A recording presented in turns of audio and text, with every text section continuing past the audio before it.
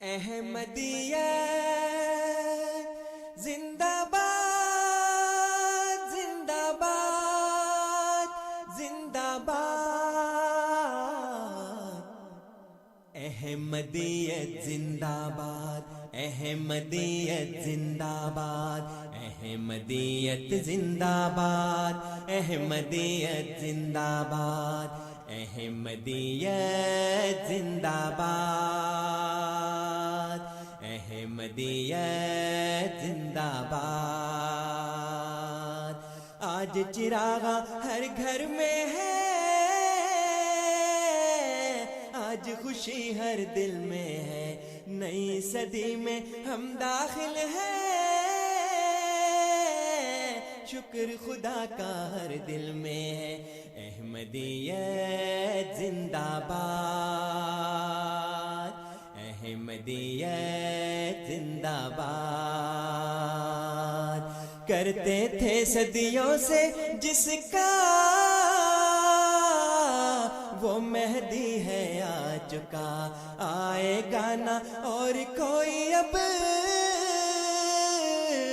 آنے والا آ چکا۔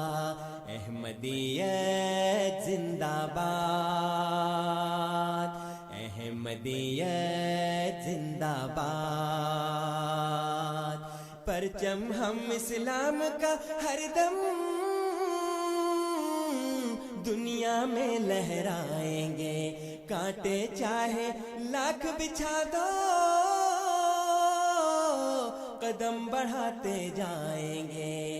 احمدیت زندہ باد احمدیت زندہ باد احمدیت زندہ باد زندہ باد زندہ باد۔ اعوذ باللہ من الشیطان الرجیم، بسم اللہ الرحمن الرحیم۔ اللہ کے نام کے ساتھ جو بے انتہا رحم کرنے والا، بن مانگے دینے والا اور بار بار رحم کرنے والا ہے۔ یسبح للہ ما فی السماوات وما فی الارض الملک القدوس العزیز الحکیم۔ اللہ ہی کی تسبیح کرتا ہے جو آسمانوں میں ہے اور جو زمین میں ہے، وہ بادشاہ ہے، قدوس ہے، کامل غلبے والا اور صاحب حکمت ہے۔ هو الذي بعث في الأميين رسولا منهم يتلو عليهم آياته ويزكيهم ويعلمهم الكتاب والحكمة وإن كانوا من قبل لفي ضلال مبين۔ وہی ہے جس نے امی لوگوں میں انہی میں سے ایک عظیم رسول مبعوث کیا، وہ ان پر اس کی آیات کی تلاوت کرتا ہے اور انہیں پاک کرتا ہے اور انہیں کتاب کی اور حکمت کی تعلیم دیتا ہے، جبکہ اس سے پہلے وہ یقیناً کھلی کھلی گمراہی میں تھے۔ وآخرین منہم لما يلحقوا بهم وهو العزیز الحکیم۔ اور انہی میں سے دوسروں کی طرف بھی اسے مبعوث کیا ہے جو ابھی ان سے نہیں ملے، وہ کامل غلبے والا اور صاحب حکمت ہے۔ ذلك فضل الله يؤتيه من يشاء والله ذو الفضل العظيم۔ یہ اللہ کا فضل ہے، وہ اس کو جسے چاہتا ہے عطا کرتا ہے، اور اللہ بہت بڑے فضل والا ہے۔ مثل الذين حملوا التوراة ثم لم يحملوها كمثل الحمار يحمل أسفارا بئس مثل القوم الذين كذبوا بآيات الله والله لا يهدي القوم الظالمين۔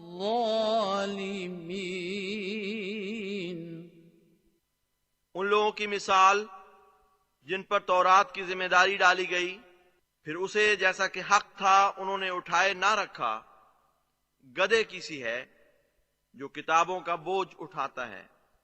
کیا ہی بری ہے ان لوگوں کی مثال جنہوں نے اللہ کی آیات کو جھٹلایا، اور اللہ ظالم قوم کو ہدایت نہیں دیتا۔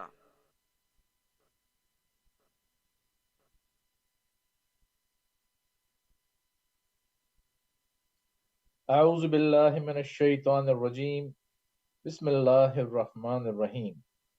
سامعین کرام، السلام علیکم ورحمۃ اللہ وبرکاتہ۔ ریڈیو احمدیہ کے ساتھ میں ہوں آپ کا میزبان صفی راجپوت۔ سامعین، یہ پروگرام ریڈیو احمدیہ ہم ہر اتوار کی شب 9 بجے ٹورنٹو سے براہ راست آپ کی خدمت میں لے کر حاضر ہوتے ہیں۔ ریڈیو احمدیہ جیسا کہ نام سے ہی ظاہر ہے، احمدیہ مسلم جماعت یا جماعت احمدیہ کی پیشکش ہے۔ سامعین، اس پروگرام کو اردو زبان میں آپ کے سامنے پیش کرنے کا مقصد یہی ہے کہ ہمارے وہ سامعین جو اردو، ہندی یا پنجابی زبان سمجھتے ہیں وہ بھی جماعت احمدیہ کے موقف سے آگاہ ہوں۔ بدقسمتی سے وہ ممالک جہاں یہ زبان سمجھی جاتی ہے، خاص طور پر وطن عزیز میں، تو ہمیں یہ سہولت میسر ہی نہیں۔ یہی وجہ ہے کہ یہاں اللہ کے فضل سے جب یہ مذہبی آزادی ہمیں میسر ہے تو اس کا فائدہ اٹھاتے ہیں، اور ریڈیو احمدیہ ہم آپ کی خدمت میں لے کر حاضر ہوتے ہیں۔ ہمارے مستقل سامعین جانتے ہیں کہ ریڈیو احمدیہ اللہ کے فضل سے ہر اتوار ایک نئے موضوع کے ساتھ آپ کی خدمت میں حاضر ہوتا ہے۔ ہمارے پروگرام کا فارمیٹ بڑا آسان سا ہے سامعین، ہوتا اس طرح سے ہے کہ ہم جماعت احمدیہ سے تعلق رکھنے والے مختلف اکابرین اور علماء کو ریڈیو احمدیہ میں مدعو کرتے ہیں اور ان سے درخواست کرتے ہیں کہ کسی ایک موضوع پر جماعت احمدیہ کا موقف ہمارے سننے والوں کے سامنے رکھیں۔ اس کے بعد ہم سامعین آپ کے ساتھ اسٹوڈیوز کا ٹیلی فون نمبر بھی شیئر کرتے ہیں اور آپ کو اپنا ای میل ایڈریس بھی بتاتے ہیں اور ویب سائٹ کا پتہ بھی دیتے ہیں جس کے ذریعے آپ ریڈیو احمدیہ کا حصہ بن سکتے ہیں۔ بہترین طریقہ تو یہ ہوتا ہے کہ آپ براہ راست کال کیجئے اور اپنے سوال کے ساتھ ریڈیو احمدیہ میں شامل ہوں۔ سوالات موضوع سے متعلق ہوں تو اس موضوع کی جہتوں کو مزید کھولنے کا موقع ملتا ہے اور موضوع پر ایک سیر حاصل گفتگو ہو سکتی ہے۔ آج کے پروگرام میں سامعین میرے ساتھ موجود ہے مکرم و محترم انصر رضا صاحب۔ سب سے پہلے تو انصر رضا صاحب کو خوش آمدید کہتے ہیں۔ السلام علیکم ورحمۃ اللہ وبرکاتہ۔ جی وعلیکم السلام ورحمۃ اللہ وبرکاتہ۔ ہمارے ریڈیو احمدیہ کے سامعین انصر رضا صاحب کے نام سے واقف ہیں۔ انصر رضا صاحب اللہ کے فضل سے خود جماعت احمدیہ میں شامل ہوئے ہیں اور اب انہوں نے اپنی زندگی بھی دین اسلام کی خدمت کے لیے وقف کی ہوئی ہے اور اس وقت اسکاربرو میں جماعتی خدمات سر انجام دے رہے ہیں۔ خاص بات یہ ہے کہ انصر صاحب کا جو میدان ہے وہ تحقیق کا ہے، تصنیف کا ہے۔ آپ جو بھی بات کرتے ہیں اس کے لیے دلیل اور حوالہ قرآن کریم سے لے کر آتے ہیں، قرآن کریم کو بنیاد بناتے ہیں۔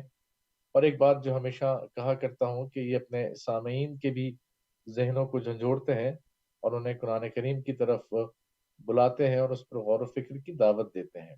آج پوچھتے ہیں کہ انصر صاحب کون سا موضوع لے کر ہمارے سامعین کے لیے آئے ہیں۔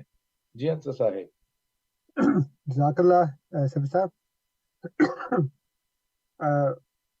جیسا کہ آپ نے بتایا اور ہمارے جو سامعین ہیں وہ بخوبی اس بات کو جانتے ہیں کہ میرا طریقہ کار یہی ہے کہ میں جو موضوع مجھے دیا گیا ہے صداقت مسیح موعود علیہ الصلوۃ والسلام، اس کے مختلف پہلوؤں کو قرآن کریم کی روشنی سے، اس کی روشنی میں بیان کروں، اور دعویٰ بھی قرآن کریم سے ہے اور دلیل بھی قرآن کریم سے ہے۔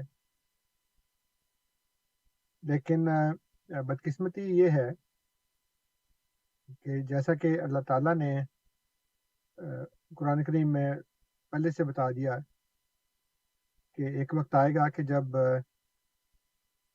یہی قوم قرآن کو مہجور کر دے گی، یعنی اس کو اٹھا کر پیٹھ پیچھے پھینک دے گی۔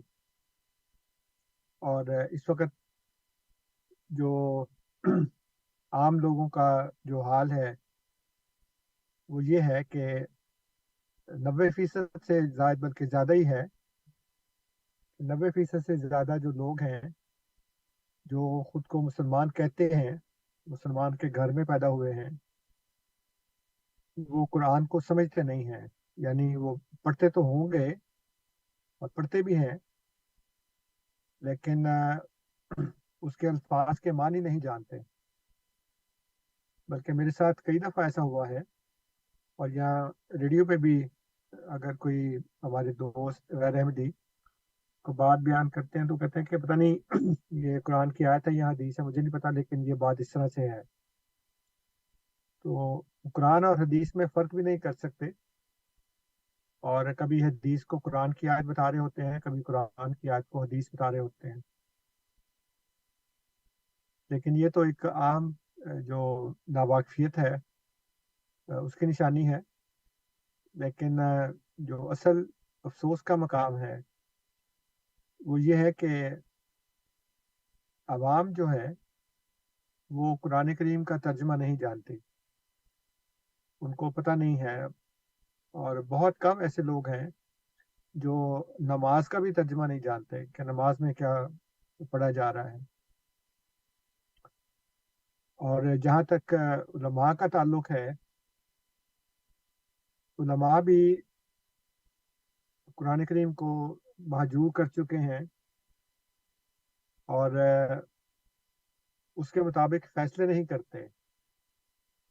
یہ ایک نشانی بتائی گئی ہے قرآن مجید میں کہ وہ جو انبیاء کے مخالفین ہوتے ہیں، ان میں جب ایک رسول آتا ہے، جیسے کہ یہ سورہ بقرہ کی آیت نمبر 102 ہے، اللہ تعالیٰ فرماتا ہے اعوذ باللہ من الشیطان الرجیم وَلَمَّا جَاءَهُمْ رَسُولٌ مِّنْ عِندِ اللَّهِ مُصَدِّقٌ لِمَا مَعَهُمْ، اور جب بھی ان کے پاس اللہ کی طرف سے ایک رسول آیا یا کوئی رسول آیا، مصدق لما معہم، جو اس کی تصدیق کرنے والا تھا جو ان کے پاس تھا، نبذ فریق من الذین اوتوا الکتاب، تو وہ لوگ جن کو کتاب دی گئی تھی ان میں سے ایک گروہ جو ہے وہ کیا کرتا ہے، اس کتاب کو پس پشت ڈال دیتا ہے۔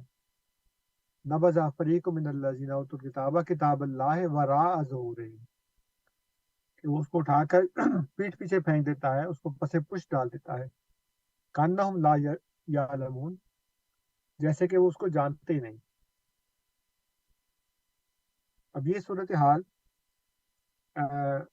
اس سے بھی بڑی افسوسناک ہے جو میں نے ابھی عرض کیا کہ ایک تو افسوسناک صورتحال یہ ہے کہ لوگ قرآن کا ترجمہ نہیں جانتے، اور اس سے بھی زیادہ جو قابل رحم اور افسوسناک بات ہے وہ یہ ہے کہ اس کتاب کو اپنا حکم بھی نہیں تسلیم نہیں کرتے اور اس کے مطابق فیصلے بھی نہیں کرتے۔ سورہ آل عمران کی آیت نمبر 24 میں اللہ تعالیٰ فرماتا ہے کہ الم تری الی الذین اوتوا نصیبا من الکتاب یدعون الی کتاب اللہ لیحکم بینہم ثم یتولی فریق منہم وہم معرضون، کیا آپ نے ان لوگوں کو دیکھا جن کو کتاب میں سے ایک حصہ دیا گیا تھا، انہیں اللہ کی کتاب کی طرف بلایا جاتا ہے تاکہ وہ ان کے درمیان فیصلہ کرے، پھر بھی ان میں سے ایک فریق پیٹھ پھیر کر چلا جاتا ہے اور وہ اعراض کرنے والے ہوتے ہیں۔ تو پہلے تو یہ بتایا سورہ البقرہ میں کہ جب بھی رسول آتا ہے لما جاءہم رسول، جب بھی رسول آیا جو اس کی تصدیق کرتا ہے جو ان کے پاس ہے، یہ نہیں کہتا کہ جو تمہارے پاس ہے میں اس کا انکار کرتا ہوں، بلکہ وہ یہ کہتا ہے کہ جو اس میں باتیں بیان کی گئی ہیں میں ان باتوں کو پورا کرنے والا ہوں۔ لیکن وہ کیا کرتے ہیں، وہ اس کتاب کو وراء ظہورہم اپنے پیٹھ پیچھے پھینک دیتے ہیں، جیسے کہ ان کو اس کا علم ہی نہیں ہے۔ پھر سورہ آل عمران میں جو میں نے ابھی بتایا کہ اس میں ان کو کہا جاتا ہے کہ آؤ اس کتاب کی طرف، یدعون الی کتاب اللہ لیحکم بینہم، اللہ کی کتاب کی طرف آؤ تاکہ وہ تمہارے درمیان فیصلہ کرے اس کتاب کے مطابق، لیکن وہ پھر اعراض کرتے ہیں، پیٹ پھیر کر چلے جاتے ہیں۔ پھر سورہ النساء میں اللہ تعالیٰ فرماتا ہے، یہ سورہ آل عمران کی 24 نمبر کی آیت تھی، سورہ النساء کی آیت نمبر 62 ہے کہ وَإِذَا قِيلَ لَهُمْ تَعَالَوْا إِلَىٰ مَا أَنزَلَ اللَّهُ وَإِلَى الرَّسُولِ رَأَيْتَ الْمُنَافِقِينَ يَصُدُّونَ عَنكَ صُدُودًا، اور جب ان سے کہا جاتا ہے کہ اس کی طرف آؤ جو اللہ نے اتارا ہے اور رسول کی طرف آؤ، تو منافقوں کو تو دیکھے گا کہ وہ تجھ سے پرے ہٹ جاتے ہیں۔ اب ہمارے سامعین جو ہیں وہ نہایت غیر جانبداری کے ساتھ، بغیر کسی تعصب کے، بغیر کسی کی سائڈ لیے ہوئے، یہ خود سوچ لیں کہ وہ کون لوگ ہیں جو اللہ کی کتاب کی طرف بلا رہے ہیں، اور وہ کون لوگ ہیں جو اس دعوت کو قبول کرنے کی بجائے پیٹھ پھیر کر چلے جاتے ہیں، اور ان کو اللہ تعالیٰ نے کس نام سے یاد کیا ہے۔ اگر آپ مسلمان ہیں، اگر آپ مومنین ہیں، اگر آپ اللہ کی کتاب کو یہ مانتے ہیں کہ وہ اللہ کی کتاب ہے، اور جیسے کچھ عرصہ پہلے ہم نے اس پر کافی تفصیلی گفتگو کی تھی، سبھی صاحب آپ کو یاد ہوگا کہ جب ہم سے یہ کہا جاتا ہے کہ یہ ہمارا جو دین ہے وہ اکمل ہے، تو اکمل ہونے کی نشانی تو پھر یہ ہے نا کہ آپ کو ہر بات کا جواب اس میں سے مل جائے۔ لیکن اس وقت جتنے بھی مسلمان ممالک ہیں، جتنی بھی مسلمان آبادی ہے، 1.6 ارب یا اس سے بھی زیادہ ہے، اس میں کسی بھی جگہ پہ قرآن کی حاکمیت نظر نہیں آتی، قرآن کا اثر، اس کا نفوذ، اس کے اوپر عمل تو بات کی بات ہے، اس کا فہم بھی نہیں ہے۔ اور یہ صرف ان لوگوں میں نہیں ہے جو عربی زبان نہیں جانتے، بلکہ ان لوگوں میں بھی ہیں جو خود عرب ہیں، جو عرب گھرانوں میں پیدا ہوئے، عرب ماں باپ میں پیدا ہوئے، اور وہ عربی زبان کو جانتے ہیں، خود ان کا فہم بھی اتنا ناقص ہے کہ بعض اوقات بہت تعجب ہوتا ہے، بہت حیرانگی ہوتی ہے کہ چلیں ہم لوگ جو غیر عرب لوگ ہیں، اجمی ہیں، ہمیں تو ان آیات کا مطلب پتہ نہیں ہے، لیکن یہ شخص جو خود عرب ہے، عربی گھرانے میں پیدا ہوا، اس نے اپنے ارد گرد عربی بولتے ہوئے سنا، اس کو سکھائی گئی مادری زبان کے طور پر، اس کو بھی قرآن کی ساتھ کا فہم نہیں، اور وہ بھی بجائے خود اس میں غور کرنے کے، وہ ان لوگوں کے اوپر اعتبار کرتا ہے جو پچھلی صدیوں میں اس کی تفسیر کر چکے ہیں، اور بعض اوقات تو بالکل غلط تفسیر ہوتی ہے۔ تو یہ ایک تمہیدی بات تھی جو میں نے اپنے سامعین کے سامنے رکھنی تھی، اور یہ بتانا تھا کہ اللہ ताला के फजल से अहमदिया मुस्लिम जमात बड़ी मजबूती के साथ कुरान मजीद पर कायम है और उसकी तालीमात जो है उसको ना सिर्फ ये कि हक समझती है बल्कि अपने अकायद की सारी जो बुनियाद है वो उसके ऊपर रखी जाती है। और हम सदाकत मसीह मऊद अलैहिस्सलाम उसी अल्लाह की किताब से अल्लाह के फजल से साबित करते हैं। मुझे याद है, शायद मैंने पहले भी जिक्र किया होगा कि पाकिस्तान में मैं था अभी, इस बात को भी कम से कम 30 से 35 साल के दरमियान हो चुका है, क्योंकि 25 साल तो मुझे कनाडा में हो गए हैं, तो उससे भी पहले की बात है। और उस वक़्त मेरा कुरान का जो इल्म है वो बहुत कम था आज के मुकाबले में। लेकिन अल्लाह ताला के फजल से अल्लाह ताला ने ये एक एतमाद बख्शा था कि मैं जहाँ भी लोगों से बात करता था, मैं कुरान मजीद साथ लेके जाता था, या किसी के घर में बात हो रही है तो उसको कहता था कि आप कुरान मजीद ले आएं, और वो दरमियान में रख के उनसे कहता था कि इसके मुताबिक फैसला करते हैं। और किसी की हिम्मत ही नहीं होती थी कि खुद कुरान खोल कर बताए और मुझे ये कहे कि जी फलां आयत है, मैं तुम्हें भी साबित करता हूँ कि तुम लोग गलत हो, इसलिए कि उनको इल्म ही नहीं होता था,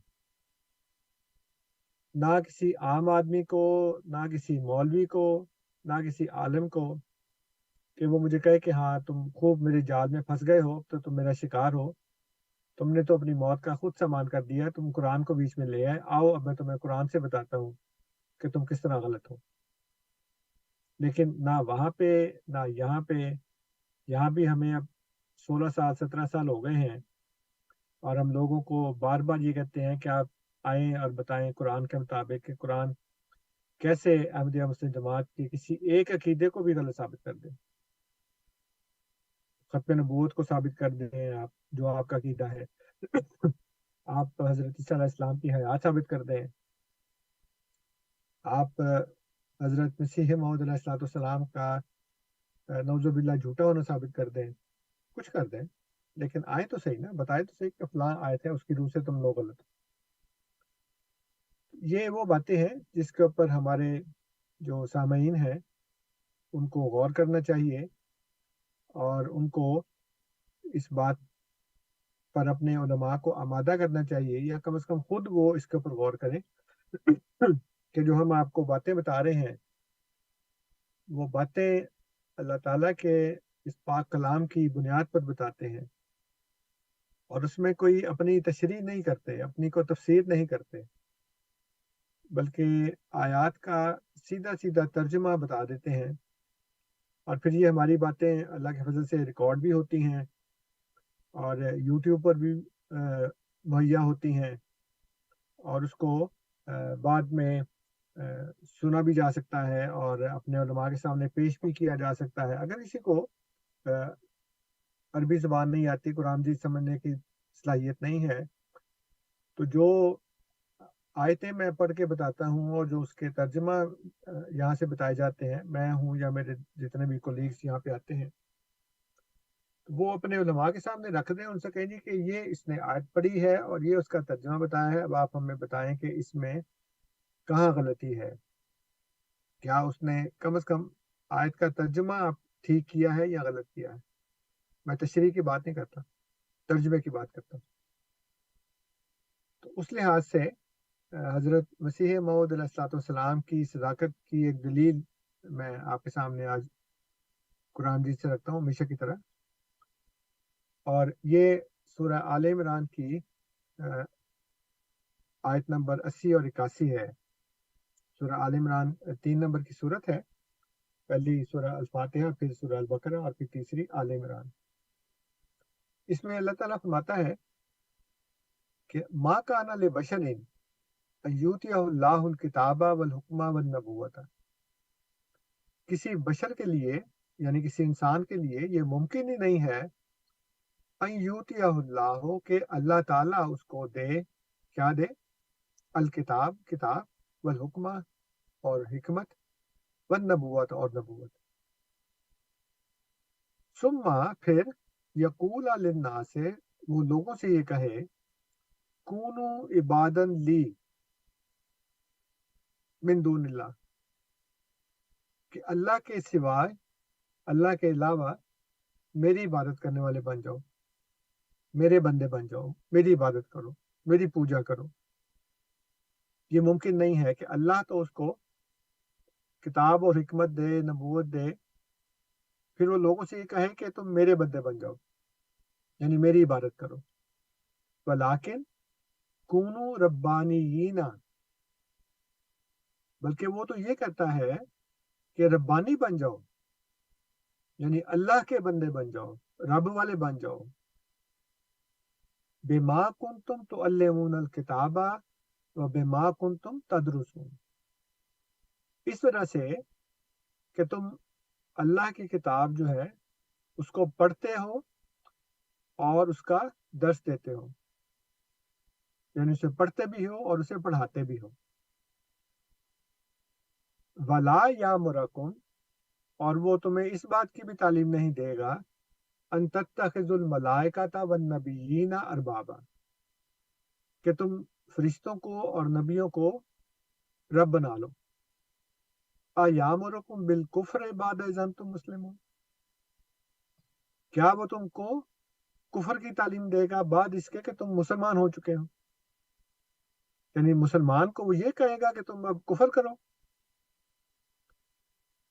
इन आयात में हजरत मसीह मऊद अलैहिस्सलाम की आने की खबर भी है कि एक ऐसा शख्स आएगा जिसको अल्लाह ताला किताब और हिकमत और नबूवत देगा, और फिर वो लोगों से ये नहीं कहेगा मा कान अली बशर, बशर के लिए मुमकिन ही नहीं है कि खुदा उसको इस ओहदे पर फाइज करे, खुदा उसको किताब और हिकमत और नबूवत दे, और वो लोगों से ये कहे कि अल्लाह के अलावा मेरे बंदे बन जाओ, मेरी इबादत किया करो। बल्कि वो तो ये कहेगा रब्बानी बन जाओ, इसलिए कि तुम्हारे पास किताब है, तुम उसको पढ़ते भी हो, पढ़ाते भी हो। और वो तुम्हें ये भी नहीं कहेगा कि तुम फरिश्तों को और नबियों को रब बना लो। तो क्या वो तुम्हारे मुसलमान होने के बाद तुम्हें कुफर की तालीम देगा? यानी तुम मुसलमान हो तो क्या वो तुम्हें कुफर की तालीम देगा?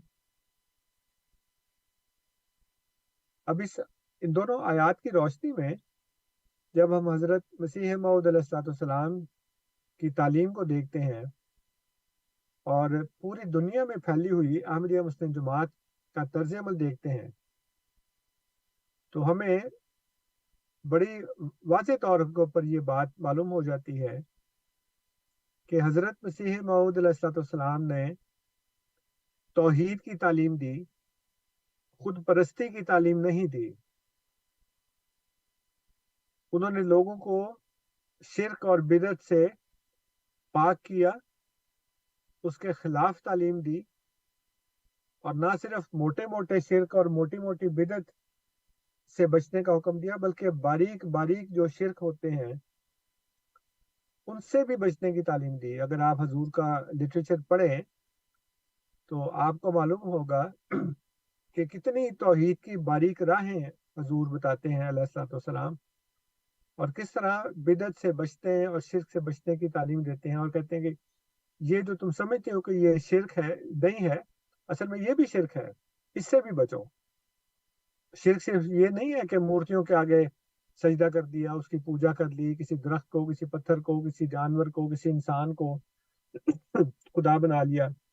ये कहना कि जी ईसा अलैहिस्सलाम खुदा हैं या कृष्ण खुदा हैं या राम खुदा हैं, तो किसी भी इंसान को खुदा बना लिया, खुदा का बेटा बना लिया, किसी पत्थर को पूजना शुरू कर दिया, ये तो मोटा मोटा शिर्क है ना। तो मुसलमान कह सकता है कि हम तो ऐसा काम नहीं करते, लेकिन बहुत से ऐसे नेहा दर नेहा शिर्क होते हैं इंसान के दिल में। मसलन अगर किसी के साथ कोई फायदा वाबस्ता हो, नफा वाबस्ता हो, तो इंसान ये सोचता है कि अगर ये फौत हो गया तो फिर मेरा काम नहीं होगा, मुझे जो यहाँ से सिलसिला चल रहा है वो खत्म हो जाएगा। तो उसने उस शख्स को रब बना लिया अल्लाह के अलावा, यानी वो तो वसीला खुदा ने बनाया था ना, तो उस वसीले को ही रब बना लिया। तो जिस खुदा ने वो वसीला बनाया था वही खुदा एक और वसीला भी पैदा कर सकता है। वसीला मरा है ना, खुदा तो नहीं मरा, नौज़ुबिल्लाह मिन ज़ालिक। یہ باریک در باریک باتیں حضور نے اپنی تعلیم میں بتائیں اور اپنی جو تحریرات ہیں اس میں بھی حضور نے بتائیں. مثلا ملفوظات جلد اول میں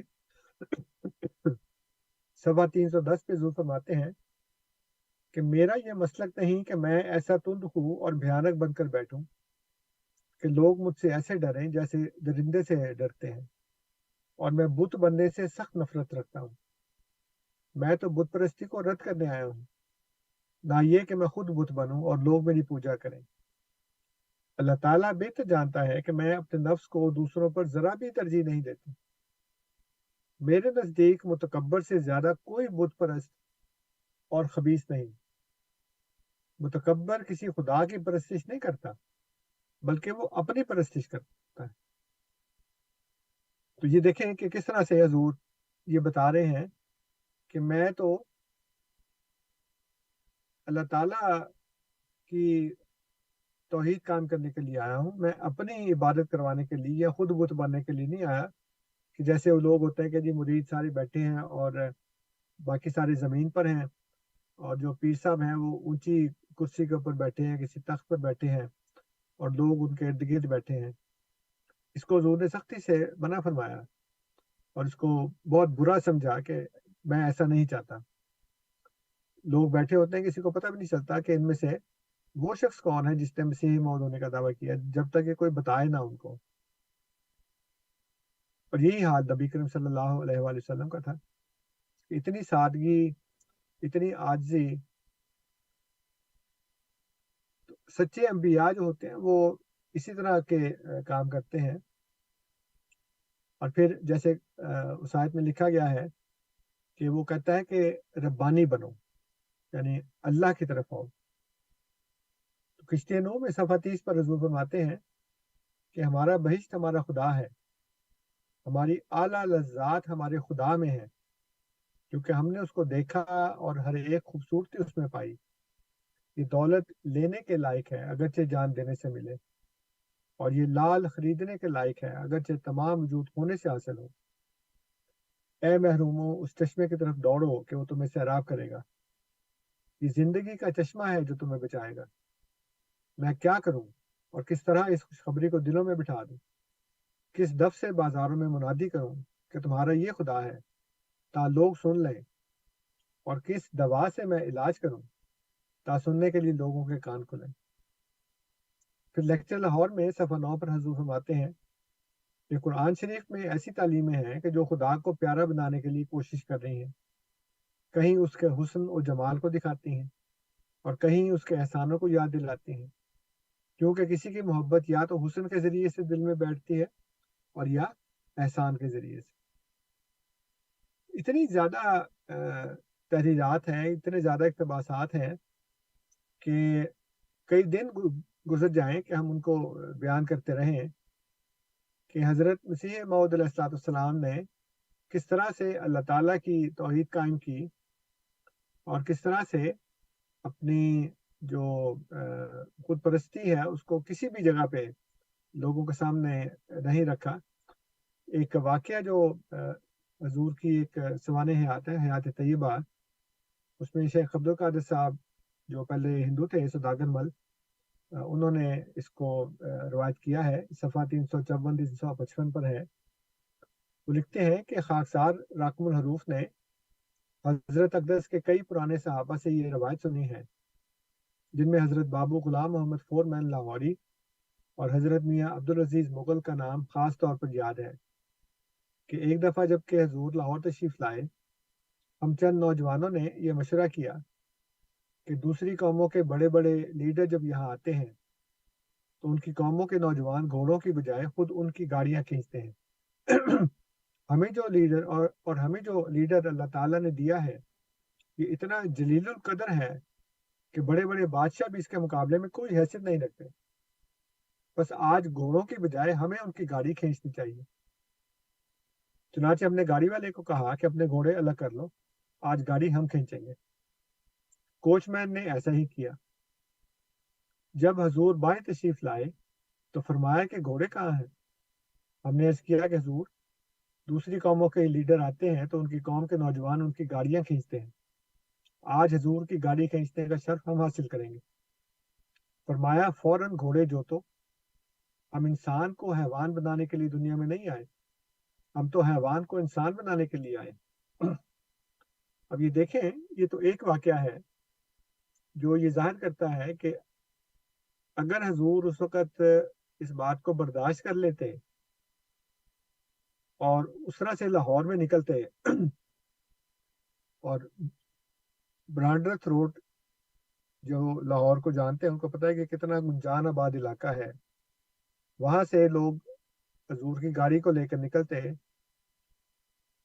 کہ نوجوان کھینچ رہے ہیں اور حضور بیٹھے ہیں، تو لوگوں کے اوپر ایک رو پڑتا کہ دیکھو یہ کتنا بڑا شخص ہے کہ اس کے مرید اس کی گاڑی کو کھینچ رہے ہیں. لیکن حضور نے فرمایا نہیں، میں تمہیں حیوان بنانے کے لیے نہیں آیا، ہم تو حیوان کو انسان بنانے کے لیے آئے، یعنی جو حیوان تباہ لوگ ہیں ان کو صحیح انسان بنانے کے لیے میں آیا ہوں.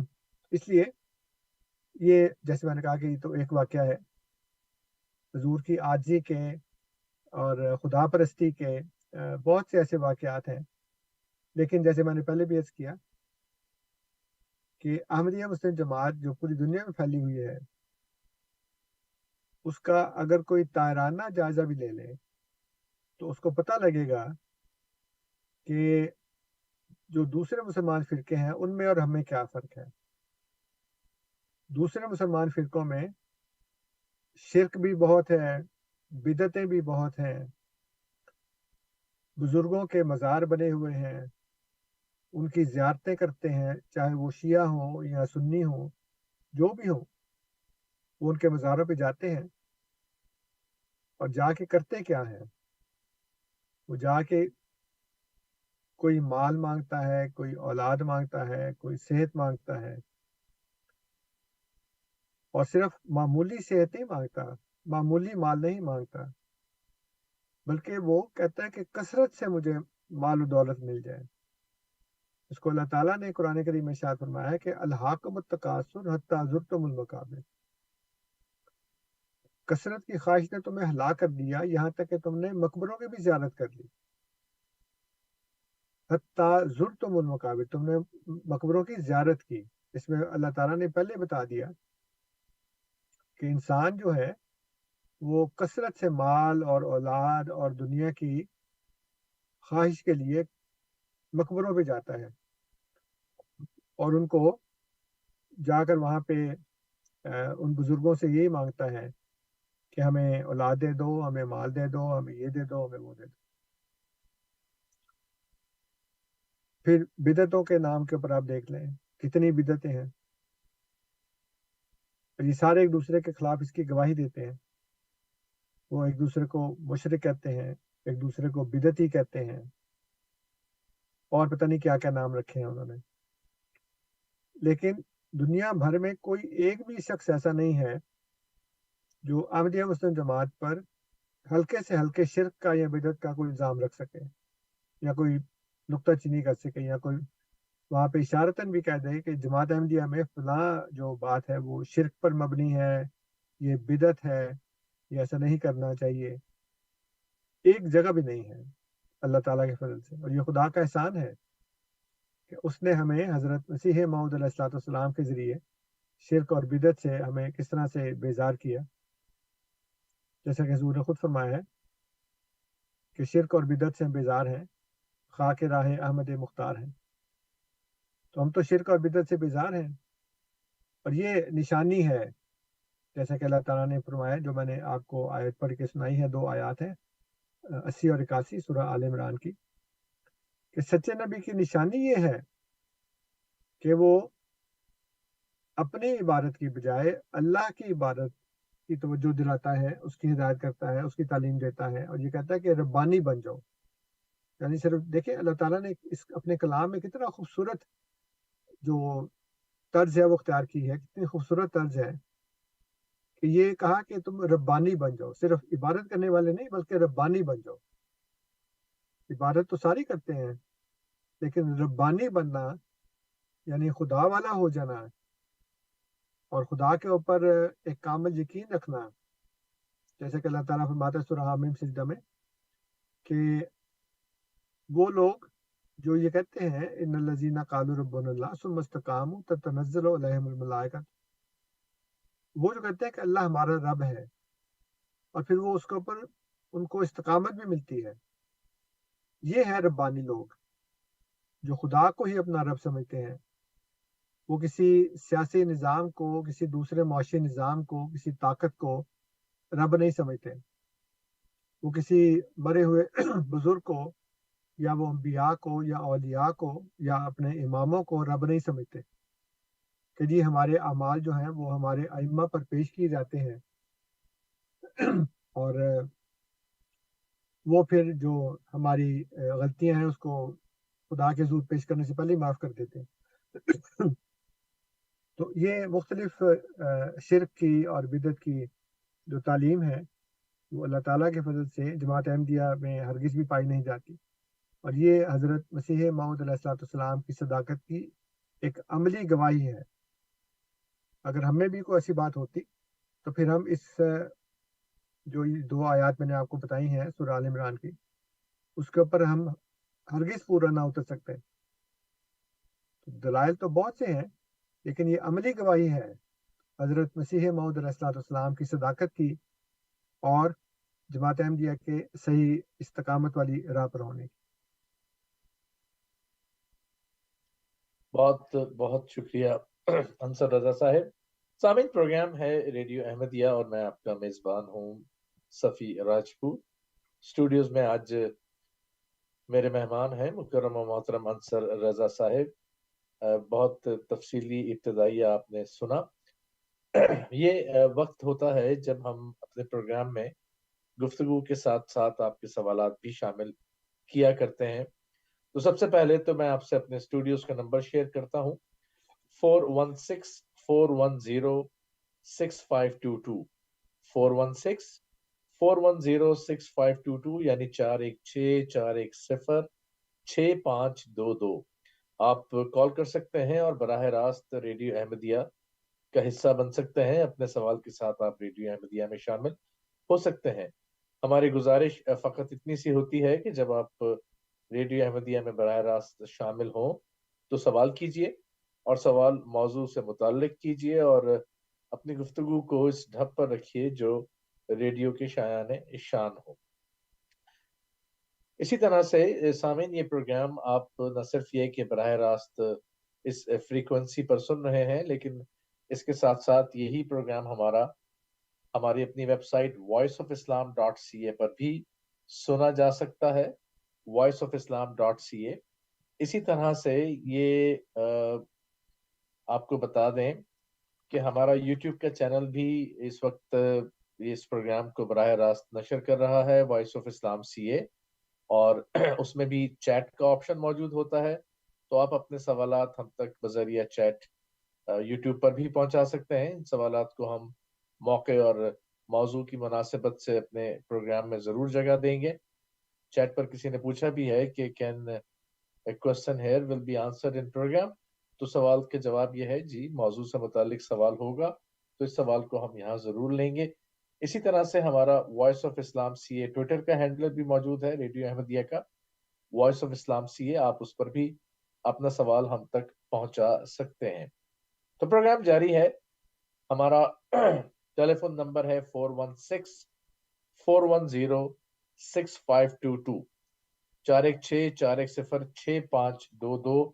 آپ سوال کر سکتے ہیں اور سوال کے ذریعے ریڈیو احمدیہ میں شامل بھی ہو سکتے ہیں۔ میرے ساتھ اسٹوڈیوز میں موجود ہیں مکرم و محترم انصر رضا صاحب جو آپ کے سوالات کے جواب دیں گے۔ انصر صاحب، ہم اپنی گفتگو کا سلسلہ جاری بھی رکھیں گے اور جیسے سوالات ہمارے پاس آئیں گے تو ان سوالات کو ریڈیو احمدیہ کا حصہ بھی بناتے چلے جائیں گے۔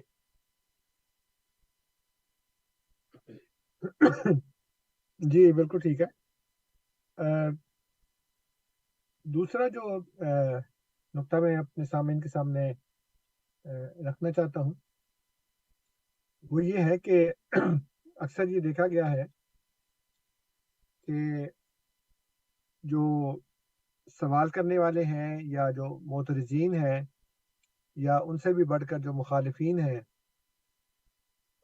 وہ حضرت مسیح موعود علیہ السلام کی ذات پر، آپ کی تحریرات پر، آپ کی باتوں پر اعتراض کرتے ہیں کہ انہوں نے یہ کہا، انہوں نے ایسے کہا، انہوں نے ویسے کہا، ان کی فلاں پیشگوئی پوری نہیں ہوئی، فلاں بات پوری نہیں ہوئی، یہ بات قرآن کے خلاف ہے، یہ بات حدیث کے خلاف ہے۔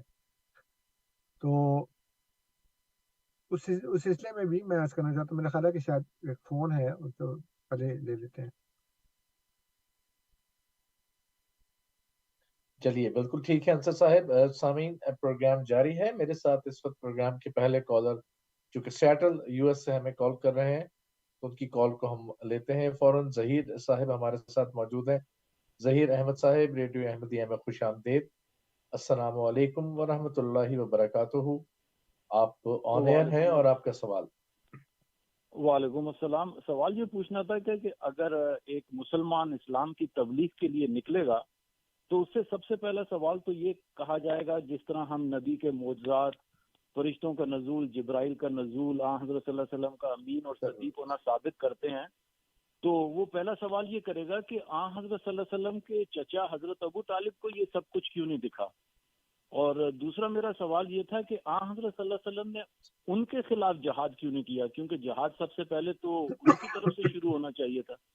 اور دوسرا یہ کہ ایک آخری سوال یہ تھا کہ یہ جو وَاعْتَصِمُوا بِحَبْلِ اللَّهِ جَمِيعًا جو آیت ہے کہ اللہ کی رسی کو مضبوطی سے تھام لو، تو ایک ملحد کے لیے یا جو دوسرے لوگ جو مسلمان نہیں ہیں ان کے لیے وہ رسی کیا ہے؟ کیا یہ آیت جو ہے اپنے مطلب تبدیل کرتی جائے گی، رسی بدلتی جائے گی، کہ مطلب انٹیلیجنٹ پہ، ڈیزائن پہ تو ہر شخص ایمان لے کر آ رہا ہے، تو وہ رسی کیا ہوگی؟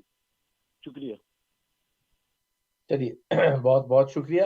سامعین 416-410-6522 یعنی 416-410-6522 ریڈیو احمدیہ کا فون نمبر ہے اسٹوڈیوز کا۔ آپ براہ راست اپنے سوال کے ساتھ شامل ہو سکتے ہیں۔ اسی طرح سے آپ اپنا سوال ہم تک پہنچا سکتے ہیں بذریعہ ای میل بھی۔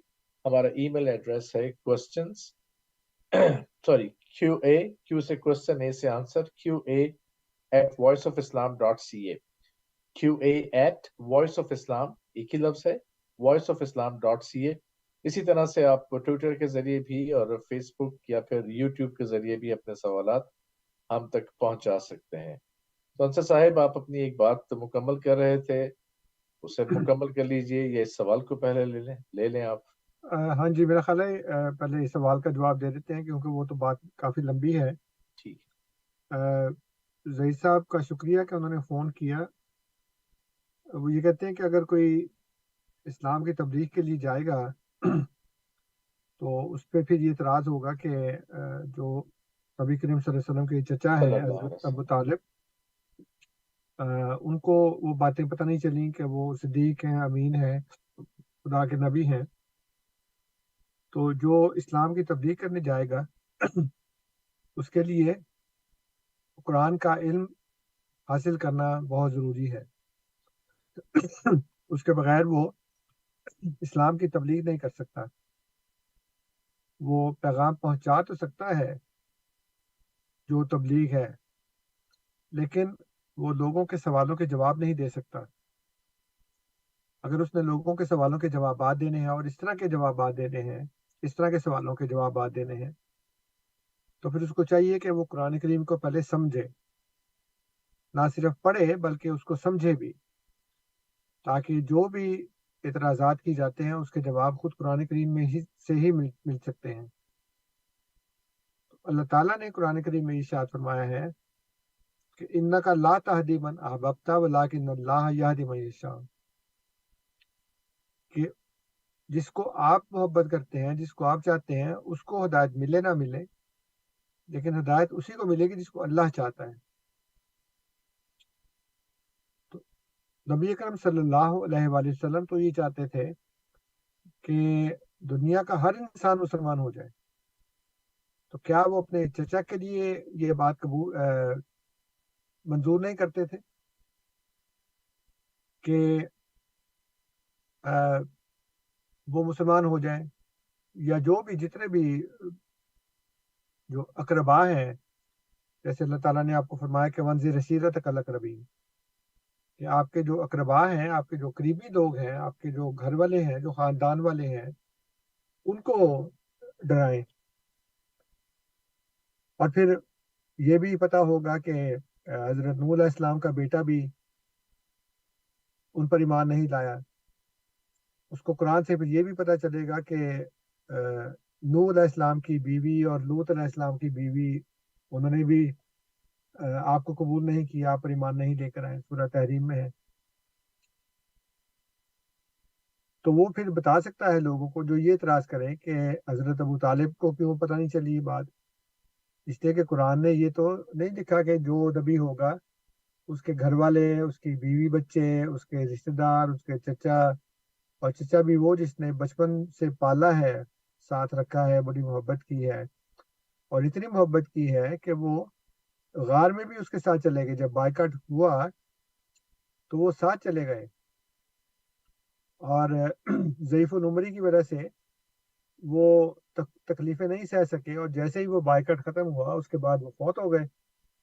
اور آپ کی بیوی جو سب سے پہلی بیوی تھی آپ کی، حضرت خدیجہ رضی اللہ تعالیٰ عنہ، وہ بھی چونکہ بڑے آرام و آسائش میں پلی بنی تھیں، لیکن وہ بھی آپ کے ساتھ چلی گئیں۔ جن کا بائیکاٹ کیا وہ بھی اس میں وہ بھی شامل تھیں، اور وہ بھی فوت ہو گئیں، اس لیے اس سال کو عام الحزن کہا گیا۔ تو مسئلہ یہ ہے کہ جب کوئی شخص جائے گا تبلیغ کرنے کے لیے، تو جیسے میں نے کئی دفعہ بتایا ہے، یہاں بھی بتاتا ہوں، اور جو ہماری جماعت کے پروگرام ہوتے ہیں اس میں بھی میں بتاتا ہوں کہ تبلیغ کا مطلب ہے پہنچانا۔ جب آپ اسلام کا پیغام پہنچا دیں، اور نبی اکرم صلی اللہ علیہ وآلہ وسلم کی ایک حدیث ہے کہ بلغوا انی ولو آیا، مجھ سے پہنچاؤ چاہے ایک ہی آیت ہو۔ اگر آپ نے پہنچانا ہے تو وہ آپ نے پہنچا دیا۔ اب مسئلہ آ گیا کہ سوالوں کے جواب کیسے ہوں، تو جو سوالوں کے جوابات ہیں اس کے لیے پھر آپ کو قرآن پڑھنا پڑے گا۔ جب آپ آیت پہنچائیں گے، جب یہ کہا بلغوا انی ولو آیا، مجھ سے پہنچاؤ چاہے ایک ہی آیت ہو، تو جو آیت پہنچا رہے ہیں اس کا مطلب پتہ ہونا چاہیے نا کہ یہ آیت کہتی کیا ہے۔ اس لیے پہنچانا اور اس کے بعد پھر سوالات کے جوابات دینا، اس کے لیے قرآن کا علم جو ہے وہ ہونا چاہیے۔ اور قرآن تو یہ بتاتا ہے کہ یہ اللہ کا کام ہے، جس کو چاہے ہدایت دے، جس کو نہ چاہے نہ ہدایت دے۔ یہ تو اللہ تعالیٰ کے بس میں ہے، کسی کو نظر نہیں آتا، تو یہ خدا کی تقدیر ہے کہ اس کو نظر نہیں آتا۔ لیکن نبی کریم صلی اللہ علیہ وسلم تو ان کے متعلق تو اللہ تعالیٰ نے فرمایا کہ فلا اللہ کا باقی نفس کا اللہ سارے ملم یکون مومنین، کہ آپ اپنے آپ کو ان کے غم میں ہلاک کر لیں گے کہ یہ ایمان نہیں لے کے آتے۔ نبی کریم صلی اللہ علیہ وسلم تو انسانیت کے غم میں اتنی تکلیف میں مبتلا ہوتے تھے، راتوں کو اٹھ کر دعائیں کرتے تھے کہ یا اللہ کوئی بھی ایسا شخص نہ ہو دنیا میں جو ایمان نہ لائے اور وہ بخشا نہ جائے۔ تو اپنے چچا کے لیے کیوں نہیں انہوں نے کیا ہوگا ایسا۔ پھر مزید یہ ہے کہ ہم جماعت احمدیہ کے افراد اللہ تعالیٰ کے فضل سے حضرت مسیح موعود علیہ السلام کی اس بات پر ایمان رکھتے ہیں جس میں حضور نے یہ بتایا کہ ان کو خدا نے یہ بتایا ہے کہ حضرت ابو طالب ایمان لے آئے تھے۔ جو دوسرے سنی حضرات ہیں، جو شیعہ ہے، وہ تو خیر ان کے نام کے ساتھ علیہ السلام لکھتے ہیں اور ان کو بڑا منزلت دیتے ہیں، وہ جو مرضی کرتے رہیں۔ لیکن سنیوں میں اور خاص طور پر جو اہل حدیث ہیں، اور ان میں بھی بہت سے ایسے غالی قسم کے لوگ ہیں جو ان کو برے برے القابات سے یاد کرتے ہیں حضرت ابو طالب کو۔ لیکن ہم اللہ تعالیٰ کے فضل سے حضرت مسیح موعود علیہ السلام کے ذریعے اس بات پر ایمان رکھتے ہیں کہ وہ مسلمان ہو گئے تھے، ان کے دل میں ایمان داخل ہو گیا تھا۔ تو یہ تو ایک آپ کے سوال کا جواب ہے۔ دوسرا انہوں نے کیا کہا تھا؟ دوسری بات انصر صاحب وہ پوچھ رہے تھے کہ کسی ایک غیر مسلم کو جو مسلمان ہی نہیں ہے اسے کیسے سمجھائیں گے کہ اللہ کی رسی کیا ہے اور اس کو کیسے؟ بالکل بالکل۔ اب اللہ کی رسی جو ہے نا، وہ قرآن میں اللہ تعالیٰ نے جس چیز کی طرف توجہ دلائی ہے وہ ہے انسان کی عقل اور اللہ کی کتاب۔ اب یہ تو بات ہے کہ اللہ کی کتاب کو تو وہی مانے گا نا جو مسلمان ہے، لیکن جو مسلمان نہیں ہے، جو ایمان نہیں رکھتا، اس کو خدا کس طرف توجہ دلاتا ہے؟ اللہ تعالیٰ فرماتے ہیں افلا تعقلون، کیا تم عقل نہیں کرتے؟ تو عقل بھی اللہ کی رسی ہے. عقل وہ چیز ہے جو اللہ تعالیٰ نے انسان کو عطا کی ہے، ہر انسان کو عطا کی ہے. اور اللہ تعالیٰ کسی خاص دانشور کو، کسی عالم کو، کسی مذہبی یا دنیاوی شخص کو، جو سیاستدان ہو، جو بڑا پڑھا لکھا ہو، اس کو مخاطب نہیں کرتا، سب کو کرتا ہے. فقط لبثت فیکم عمرا من قبلی افلا تعقلون، کہ میں نے تمہارے اندر ایک عمر گزاری ہے. تو عمر تو سب کے درمیان گزاری ہے نا، جو ان پڑھ تھا اس کے درمیان بھی، جو ابو جہل تھا اس کے درمیان بھی، سب کے ساتھ. اس لیے ہم جس بات کی طرف توجہ دلاتے ہیں، دعوت دیتے ہیں، اور جیسے میں کئی دفعہ یہاں پہ عرض کر چکا ہوں کہ نبی اکرم صلی اللہ علیہ وآلہ وسلم نے جب کوئی صفحہ پر چڑھ کر لوگوں کو بلایا تو ریولیشن سے پہلے ریشنلٹی پیش کی. یہ بعد میں کہا کہ میں اللہ کا رسول ہوں. پہلے یہ کہا کہ تم نے کبھی مجھ سے جھوٹ سنا؟ انہوں نے کہا بالکل نہیں سنا. تو یہ پوچھنا کہ کیا تم نے مجھ سے جھوٹ سنا ہے کبھی، جو میں کہوں گا تم اس کو مان لو گے؟ ان کا بالکل مانیں گے. کیوں؟ ما جربنا علیک الا صدقا، ہم نے آپ سے سچائی کے سوا تجربہ کوئی کیا ہی نہیں. اور یہ کیا ہے؟ یہ ہے ریشنلٹی، یہ ہے وہ عقل جو اللہ تعالیٰ نے ہر انسان کو ودیت کی ہے. کوئی بھی دنیا میں ایسا آدمی نہیں ہے جس کو خدا نے عقل نہ دی ہو. تو خود اس کا اپنے ہاتھ سے خراب کر لے تو وہ الگ بات ہے، لیکن اللہ تعالیٰ تو سب کو عقل دے کر بھیجتا ہے نا. اس لیے غیر مسلم کے لیے جو عقل ہے وہ اللہ کی رسی، اور خدا اس میں اس طرف دعوت بھی دیتا ہے، جیسے میں نے کیا کہ افلا تعقلون، کہ تم عقل نہیں کرتے. کئی دفعہ آیا قرآن میں. اچھا، دوسرا سوال جو میرا خیال ہے یوٹیوب کے اوپر ہے کہ آن مسلمس، اور نہیں، وہ نان مسلمز ہے لفظ. اچھا نان مسلم، اچھا non Muslim question, why Muslim pray towards Kaaba especially when non-Muslims are told that they bow to idols or book? How can we answer in best way to prove Tawheed, no shirk in Islam? اب بات یہ ہے کہ جب لوگ جو غیر مسلم ہیں وہ جب بتوں کے آگے جھکتے ہیں تو جس بت کے آگے جھکتے ہیں، جس کو سجدہ کرتے ہیں، اس کو وہ خدا سمجھتے ہیں یا خدا کا مظہر سمجھتے ہیں. کسی انسان کا خیال دل میں آئے، مثلا حضرت عیسیٰ علیہ السلام کی تو کوئی تصویر نہیں ہے، جو بھی ہے وہ فرضی ہیں ساری، اور اسی طرح جو دوسرے انسانوں کو انہوں نے خدا بنایا ہے تو ان کو وہ خدا سمجھتے ہیں، تو وہ شرک ہے، اس لیے کہ خدا تو سوائے اللہ کے اور کوئی نہیں ہے. تو جب مسلمان کعبہ کے آگے جھکتے ہیں یا اس کی طرف منہ کر کے نماز پڑھتے ہیں تو ہم کعبہ کو سجدہ نہیں کرتے، بلکہ وہ ہماری یہ مرکزیت کا ایک نشان ہے. ورنہ تو پھر ہر مسلمان کو نماز پڑھنے کے لیے کعبہ میں ہی جانا پڑتا ہے، کیونکہ کعبہ تو سعودیہ میں ہے اور تو کسی جگہ نہیں ہے. یا پھر اس کے چھوٹے چھوٹے ماڈل بنا کر وہ گھروں میں رکھے جاتے ہیں، مسجدوں میں رکھے جاتے ہیں تاکہ لوگ اس کو سجدہ کر لیں. تو ایسا تو نہیں ہوتا. تو کعبہ جو ہے وہ مسلمانوں کے لیے ایک مرکزیت کا نشان ہے کہ سارے مسلمان دنیا بھر میں جب نماز پڑھتے ہیں تو وہ قبلہ رخ ہو کر نماز پڑھتے ہیں. جیسے کہ غالب نے کہا ہے کہ ہے پرے سرحد ادراک سے اپنا مسجود، قبلے کو اہل نظر قبلہ نما کہتے ہیں. یہی شعر ہے نا سبھی صاحب؟ جی حسن صاحب، بالکل یہی شعر ہے. قبلے کو اہل نظر قبلہ نما کہتے قبلہ ہیں. نما کہتے ہیں.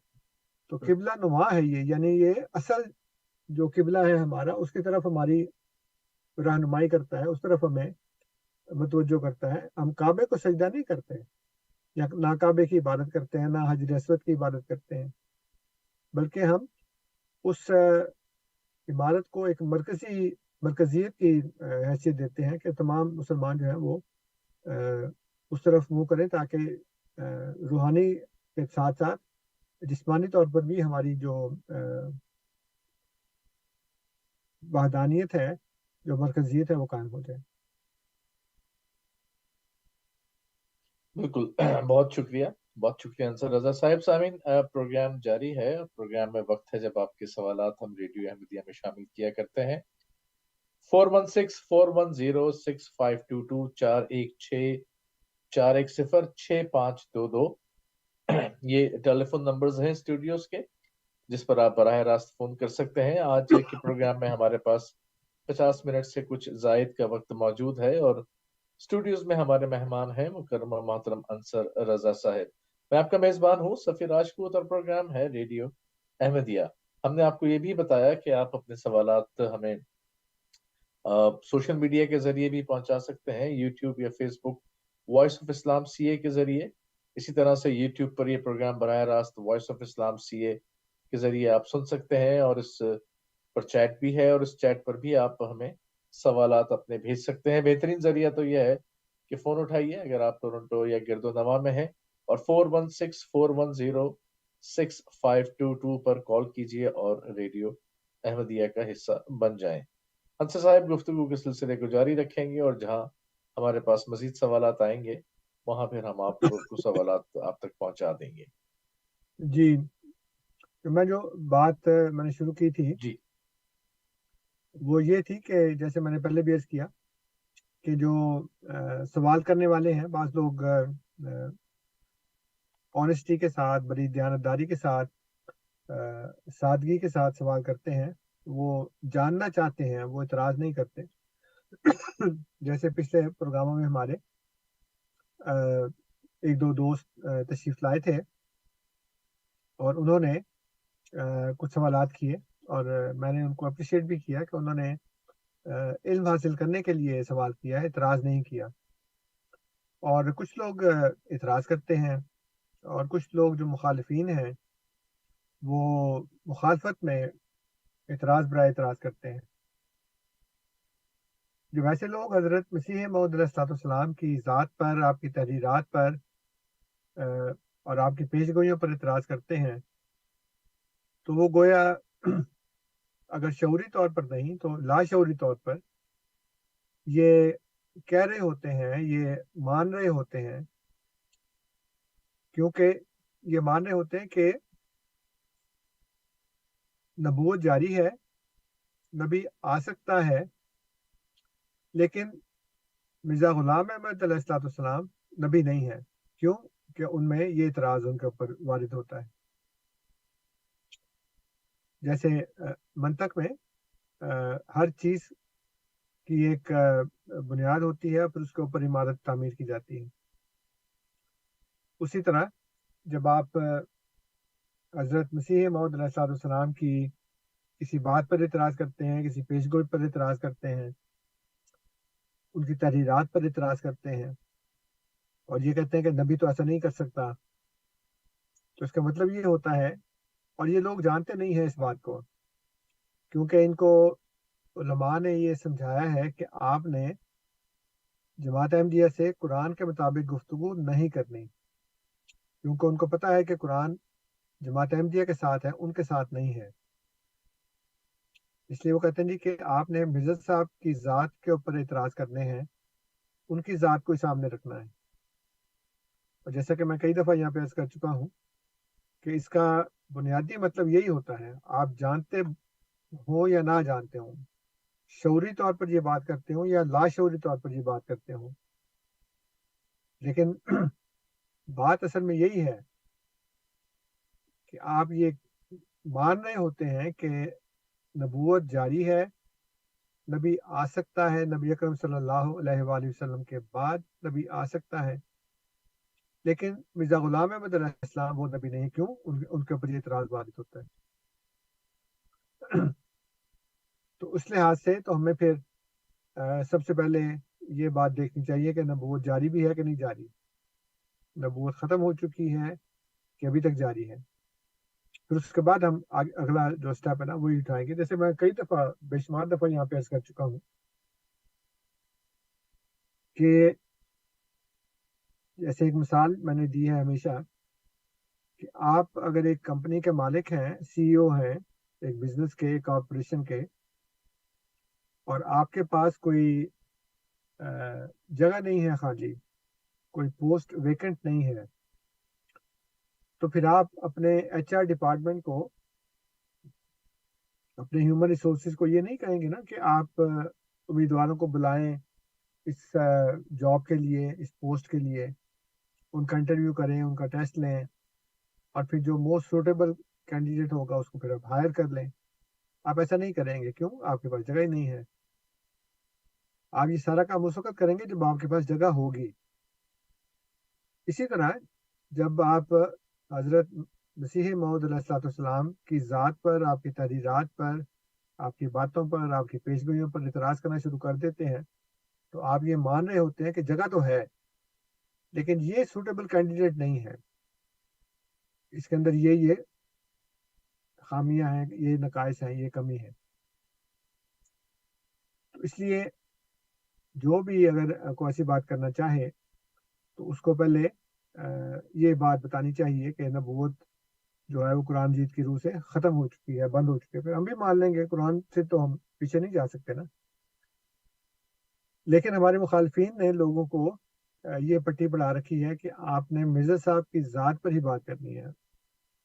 तो चले हम उनको ये भी जो है वो राय देने को तैयार हैं कि आप मिर्ज़ा साहब अलैहिस्सलाम की ज़ात पर ही बात कर लें, लेकिन शर्त फिर वही है कि बात होगी कुरान मजीद से। और कुरान मजीद सदाकत की जो निशानी बताता है, उस निशानी के मुताबिक ही मिर्ज़ा साहब अलैहिस्सलाम को आपने नौजुबिल्लाह झूठा साबित करना है और हमने उनको सच्चा साबित करना है। और उस सिलसिले में मैंने आज आपको ये बताया कि एक जो निशानी सच्चे नबी की अल्लाह ताला ने बताई है वो ये है कि खुदा जिसको नबूवत दे, खुदा जिसको किताब और हिकमत दे, वो फिर लोगों को ये नहीं कहता कि अल्लाह के अलावा मेरे बंदे बन जाओ, वो ये कहता है कि रब्बानी बनो, अल्लाह वाले बन जाओ। तो अब ये इतनी बड़ी निशानी है और कुरान की रूह से मैंने आपके सामने रखा, और अगर किसी को उसमें कोई शक हो तो जाहिर है कि मैंने पहले बताया कि ये प्रोग्राम रिकॉर्ड हो रहा होता है। आप इसको सूरह आल इमरान की आयत नंबर 80-81 जो है वो अपने उलमा के सामने रखें, उसका तर्जुमा पढ़ लें और फिर बताएं कि क्या मिर्ज़ा गुलाम अहमद अलैहिस्सलाम ने किसी एक जगह भी शिर्क की तालीम दी है, किसी एक जगह भी कहा है कि खुदा के बजाय मुझे पूजना शुरू कर दो, मेरे बंदे बन जाओ।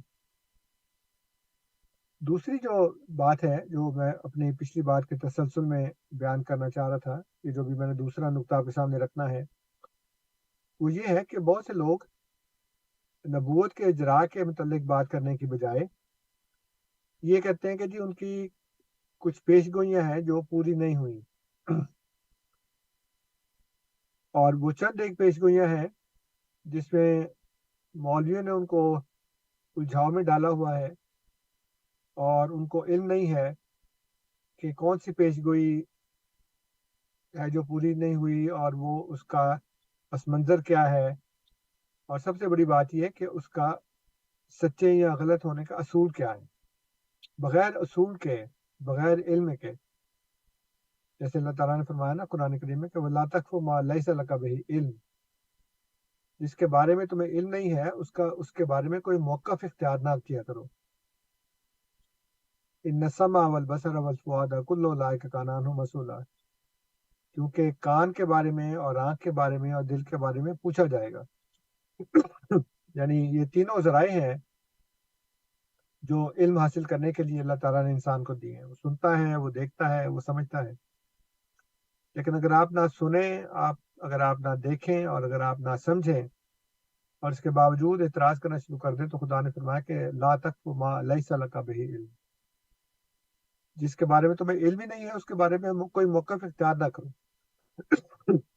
तो पेशगोइयों के बारे में भी इतराज़ करते हैं और ये नहीं जानते कि हज़रत मसीह मौऊद अलैहिस्सलाम की हज़ारों पेशगोइयाँ ऐसी हैं जो पूरी हो चुकी हैं,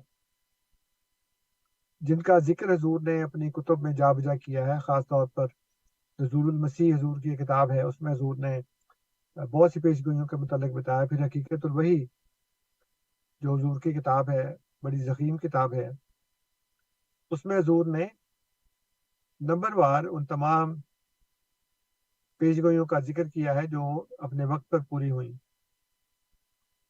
उन तमाम बातों को नजरअंदाज करके चंद पेशगोइयों को लोगों के सामने पेश करना और कहना कि जी मोहम्मदी बेगम की पेशगोई पूरी नहीं हुई, डिप्टी अब्दुल्ला आतम की पेशगोई पूरी नहीं हुई, फलानी पूरी हुई, फलानी पूरी हुई, और उसका असूल क्या है, उसको समझने का तरीक़ेकार क्या है, उसके मतलब इल्म क्या है, वो नहीं देखते।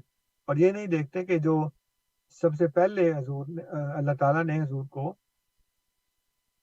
शुरू में ही बता दिया था, अभी आपका दावा भी नहीं था, इब्राहीम अहमदिया के ज़माने में ही अल्लाह ताला ने बता दिया कि मैं तेरी तबलीग को ज़मीन के किनारों तक पहुंचाऊंगा। तो आज पूरी दुनिया में कोई भी किनारा ज़मीन का ऐसा नहीं है जहां जमात अहमदिया की तबलीग ना पहुंची हो, हर जगह पहुंच चुकी है। ये अपनी ज़ात में एक इतनी बड़ी पेशगोई है और इतना बड़ा सदाकत का निशान है कि जैसे हजूर फरमाते हैं कि एक निशान काफ़ी है अगर हो दिल में खौफ किरदगार। तो दिल में अगर खुदा का खौफ हो तो एक ही निशान काफ़ी है, और वही एक निशान है कि जब खुदा ने ये कहा कि मैं तेरी तबलीग को ज़मीन के किनारों तक पहुंचाऊंगा, तो वो पहुंच गई। कोई दुनिया में ऐसा है मुल्क जो ज़मीन के किनारों पर हो और वहां पे हजूर की तबलीग ना पहुंची हो? और खुदा ने पहुंचाई है ना। लेकिन जहां तक पेशगोइयों का ताल्लुक है, उस सिलसिले में मैं आपको बताऊं कि जो पेशगोइयां होती हैं वो दो तरह की होती हैं, और ये मैं अपने पास से नहीं बयान कर रहा, बल्कि ये उलमा का मुतफिका फैसला है। दीन इस्लाम में जितने भी पिछले उलमा आ चुके हैं वो ये इस बात को बयान कर चुके हैं कि पेशगोइयां दो तरह की होती हैं, एक होता है वादा और एक होती है वईद। वादा और वईद में फ़र्क ये होता है कि वादा जो है वो इनाम का होता है और वईद जो है वो अजाब के लिए होती है। आप उसको अंग्रेजी में कह सकते हैं कि वादा जो है वो एक प्रॉमिस है कि मैं आपको ये बात, मैं चीज़ दूंगा, ये ऐसा इनाम अता किया जाएगा। और वईद जो है वो वार्निंग होती है कि अगर तुमने ये काम ना किया तो फिर तुम्हें ये सजा भुगतनी पड़ेगी। अब इसमें जो सबसे पहली बात जो कुरान मजीद में अल्लाह ताला ने इरशाद फरमाई है वो हज़रत यूनुस अलैहिस्सलाम की कौम के बारे में है। हज़रत यूनुस अलैहिस्सलाम जो है उनको खुदा ने कहा कि ये कौम तो ईमान नहीं ला रही, अब इसके ऊपर अजाब आ जाएगा। और जब उन लोगों ने अजाब के आसार देखे, और जाहिर है कि जब अजाब आने वाला हो और अल्लाह ताला बता दे कि वहाँ पे अजाब आने वाला है, तो अल्लाह ताला फिर के नबी जो है वो वहाँ से निकल जाते हैं। हज़रत लूत अलैहिस्सलाम अपने घर वालों को लेकर निकल गए, हज़रत नूह अलैहिस्सलाम अपने साथ जो ईमान लाने वाले थे उनको लेकर कश्ती में निकल गए। उसी तरह हज़रत यूनुस अलैहिस्सलाम भी निकल गए। जब अजाब के आसार दिखाई देने लगे तो उन लोगों को पता चल गया कि यूनुस ने जो बातें की थी वो बिल्कुल दुरुस्त थी। चुनांचे वो सारे मैदान में निकल आए और उन्होंने आहुजारी शुरू कर दी, खुदा से माफ़ी मांगनी शुरू कर दी, इस्तग़फ़ार करना शुरू कर दिया। तो उसके नतीजे में अल्लाह ताला ने अजाब टाल दिया। अब यूनुस अलैहिस्सलाम तो कह के आए थे कि अजाब आने वाला है, वो अजाब तो आया ही नहीं, और ये नहीं पता था उनको कि कौम तो इस्तग़फ़ार कर रही है। तो खुदा ने उसको बयान किया कि वो गुस्से में वहां से निकला कि ये मेरे साथ क्या हाथ हो गया, तो मुझे तो कहा था अजाब आएगा, तो अजाब तो आया ही नहीं। क्योंकि ये नहीं पता था कि अल्लाह ताला ने उनके इस्तग़फ़ार के नतीजे में अजाब डाल दिया है। हालांकि उसमें कोई ऐसी शर्त नहीं थी कि अगर ये इस्तग़फ़ार करेंगे तो मैं टाल दूंगा, कोई ऐसी बात थी ही नहीं उसमें, लेकिन उन्होंने इस्तग़फ़ार किया, खुदा ने टाल दिया उसको। इसको अल्लाह ताला ने सूरह यूनुस की आयत नंबर 99 में बयान फरमाया है कि फलौला कानत करियतुन आमनत नफ़अहा ईमानुहा इल्ला कौम यूनुस लम्मा आमनु कशफना अन्हुम अज़ाबल खिज़्य फिल हयात दुनिया व मत्ताअनाहुम इलाहीन। बस क्यों ना यूनुस की कौम के सिवा ऐसी कोई बस्ती वाले नहीं हुए जो ईमान लाए हो और जिनको उनके ईमान ने फ़ायदा पहुंचाया हो। जब वो ईमान लाए तो हमने उनसे उनकी दुनियावी ज़िंदगी में ज़िल्लत का अज़ाब दूर कर दिया और उन्हें एक मुद्दत तक सामान्य मईशत अता की। यानी वो उन्होंने इस्तग़फ़ार करनी शुरू कर दी, खुदा ने उनसे अज़ाब टाल दिया। फिर इसी तरह سورہ مومن میں اللہ تعالیٰ فرماتا ہے حضرت موسیٰ علیہ السلام کا واقعہ بیان کرتے ہوئے کہ حضرت موسیٰ علیہ السلام جب فرعون کے دربار میں گئے اور وہاں پہ آپ نے تبلیغ کی تو ان میں ایک مرد تھا جو صاحب ایمان تھا لیکن اس نے اپنا ایمان چھپایا ہوا تھا. تو اللہ تعالیٰ فرماتا ہے 29 نمبر آیت میں سورہ مومن کی وقال رجل مؤمن من آل فرعون یکتم ایمانہ، ایک مومن مرد نے جو آل فرعون میں سے تھا اس نے اپنا ایمان چھپایا ہوا تھا. اس نے کہا اتقتلون رجلا ان یقول ربی اللہ، کیا تم اس شخص کو، اس مرد کو اس لیے قتل کرو گے کہ وہ کہتا ہے کہ اللہ میرا رب ہے. وقد جاءکم بالبینات من ربکم، اور وہ تمہارے رب کی طرف سے بینات لے کر آیا ہے، کھلے کھلے نشانات لے کر آیا ہے. وَإِن يَكُ كَاذِبًا فَعَلَيْهِ كَذِبُهُ، اگر یہ جھوٹا ہوگا تو اس کا جھوٹ اسی پہ پڑے گا. وَإِن يَكُ صَادِقًا يُصِبْكُم بَعْضُ الَّذِي يَعِدُكُم، اور اگر وہ سچا ہوا تو جن باتوں کا وہ تمہیں کہتا ہے، جس سے ڈراتا ہے، اس میں سے بعض تمہیں ضرور آ پکڑے گی. سوال یہ ہے کہ بعض کیوں، ساری کی ساری کیوں نہیں؟ تو اللہ تعالیٰ کہہ سکتا تھا نا یہاں پہ کہ وَإِن يَكُ صَادِقًا يُصِبْكُم الَّذِي يَعِدُكُم، بعض الَّذِي يَعِدُكُم کیوں کہا؟ اس لیے کہ اس میں ایک استثناء ہوتا ہے، انہیرنٹ پنہا ہوتا ہے ایک استثناء، کہ اگر وہ استغفار کر لیں تو بات ٹل بھی سکتی ہے. تو اس لیے جو وعدہ اور وعید ہے اس میں فرق ہوتا ہے کہ وعید میں جو وارننگ ہے اس میں اگر ذکر نہ بھی ہو تب بھی یہ استثناء ایک پنہا ہوتا ہے کہ اللہ تعالیٰ اس کو ٹال سکتا ہے اگر وہ لوگ توبہ کر لیں، اگر وہ لوگ معافی مانگ لیں. امام راضی اس کے بارے میں فرماتے ہیں کہ وعید کا خلاف کرنا عربوں کے نزدیک کرم ہے، یعنی بڑی عزت کی بات ہے. وعید کا خلاف کرنا یعنی وارننگ جو ہے اس کے اگر خلاف ہو جائے تو عربوں کے نزدیک یہ بڑی عزت کی بات ہے. تو اس میں پھر انہوں نے ایک مناظرہ بھی لکھا ہے جو ابو عمر بن العلا اور عمر بن عبید کے درمیان ہوا، اور اس میں بھی یہی بات کی گئی. یہ تفسیر کبیر میں سورہ آل عمران کی آیت نمبر 10 کے نیچے یہ تفسیر کی گئی ہے کہ وہ کہتے ہیں کہ جواب یہ ہے کہ ایسا ہی ہو اگر وعید کسی شخص کے بغیر ثابت ہو، اور میرے نزدیک تمام وعیدیں عدم عفو کے ساتھ مشروط ہوتی ہیں. یعنی وہ جو وعید ہوتی ہے اس میں شرط ہوتی ہے کہ اگر وہ معافی مانگ لے تو اللہ تعالیٰ اس کو ٹال دیتا ہے، چاہے اس کے اندر شرط لکھی ہو یا نہ لکھی ہو، بیان کی گئی ہو یا نہ بیان کی گئی ہو. پھر ایک دیوبندی عالم ہے خلیل احمد سہارنپوری صاحب، ان کی کتاب ہے براہین قاطعہ.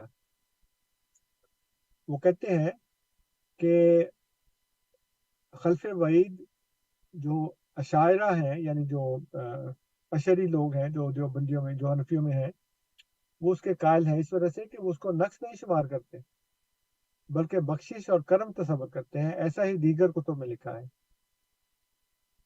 پھر مقالات کاظمی میں علامہ سید احمد سعید شاہ صاحب کاظمی جو ہے وہ صفحہ 207 پہ لکھتے ہیں، مقالات کاظمی حصہ 2. وہ کہتے ہیں کہ خلف وعد اور خلف وعید میں فرق. اب دیکھیے کہ ان دونوں میں کتنا عظیم الشان فرق ہے. خلف وعد کے معنی ہے کسی انعام کے وعدہ کرنے کے بعد اس کے خلاف کرنا، یعنی وعدہ کیا کہ میں انعام دوں گا پھر نہ دے. اور خلف وعید کے معنی ہے کسی سزا کے وعدہ کرنے کے بعد اس کا خلاف کرنا. یعنی ایک چیز ہے انعام کا وعدہ، ایک چیز ہے سزا کا وعدہ. انعام کا وعدہ جو ہے اس کا خلاف نہیں ہوتا، لیکن سزا جو ہے اس کا اگر وعدہ کر لے تو اس کے خلاف ہو جاتا ہے. چنانچہ بعض متکلمین بظاہر جواز خلف وعید کے قائل ہوتے ہیں، لیکن خلف وعد کے جواز کا قائل اہل سنت میں سے آج تک کوئی نہیں ہوا. یعنی جو اللہ تعالیٰ وعدہ کرتا ہے انعام کا، اس کا خلاف آج تک نہیں ہوا، اور اہل سنت میں سے کوئی بھی ایسا نہیں ہے جو یہ کہے کہ ہاں اللہ تعالیٰ وعدہ کر کے بھی اس کے خلاف کر سکتا ہے. لیکن وہ یہ کہتے ہیں کہ اللہ تعالیٰ وعید کے خلاف کر دیتا ہے، جب وارننگ دیتا ہے تو وارننگ کے خلاف کر دیتا ہے لیکن وعدے کے خلاف نہیں کرتا. جو پیشگوئیاں حضرت مسیح موعود علیہ السلام کی بتائی جاتی ہیں اس میں آپ دیکھ لیں کہ محمدی بیگم کے جو گھر والے تھے ان کو یہ کہا گیا کہ اگر تم اس لڑکی کی شادی نہیں کرو گے تو پھر یہ ہوگا اور ایسے ہوگا اور ایسے ہوگا. تو وہ جو مدت بتائی گئی تھی پہلی، اس مدت میں اس کا باپ مر گیا اور ان کے گھر والوں کو یہ پتہ لگ گیا کہ اب یہ لڑکی کا شوہر بھی مر جائے گا. تو انہوں نے معافی مانگنی شروع کر دی. اور یہ بات کوئی نہیں بتاتا علماء میں سے کہ خود محمدی بیگم کے گھر والے، اس کا شوہر اور دیگر لوگ، انہوں نے حضور کی بیعت کر لی تھی، وہ احمدی ہو گئے تھے. یعنی جن کا متعلق بات ہو رہی ہے وہ تو احمدی ہو گئے ہیں، اور جو معترضین ہیں وہ آج تک وہی جو لکیر ہے اس کو پیٹتے جا رہے ہیں کہ دیکھیں جی بات وہ پوری نہیں. ان کو نہیں سارا پتا کہ پوری ہوئی کہ نہیں ہوئی، وہ پھر کیوں احمدی ہو گئے. اس لیے یہ کہنا کہ جی کوئی پیش گوئی پوری نہیں ہوئی، کوئی پیش گوئی اگر پوری نہ ہوتی اور اس میں کوئی استثناء نہ ہوتا تو پھر اللہ تعالیٰ اپنے وعدے کے مطابق حضرت مسیح موعود علیہ السلام کو نعوذ باللہ ہلاک کر دیتا، کیونکہ انہوں نے خدا پہ جھوٹ باندھا تھا. ایک بھی جھوٹ نہیں باندھا نا. اگر ایک انسان نے 10,000 باتیں کی ہیں اور وہ پوری ہو گئی ہیں، لیکن ایک بات اس نے ایسی کی ہے جو اللہ تعالیٰ نے اس کو نہیں کہی لیکن وہ یہ کہے، جیسے اللہ تعالیٰ فرماتا ہے کہ وَلَوْ تَقَوَّلَ عَلَيْنَا بَعْضَ الْأَقَاوِيلِ لَأَخَذْنَا مِنْهُ بِالْيَمِينِ ثُمَّ لَقَطَعْنَا مِنْهُ الْوَتِينَ.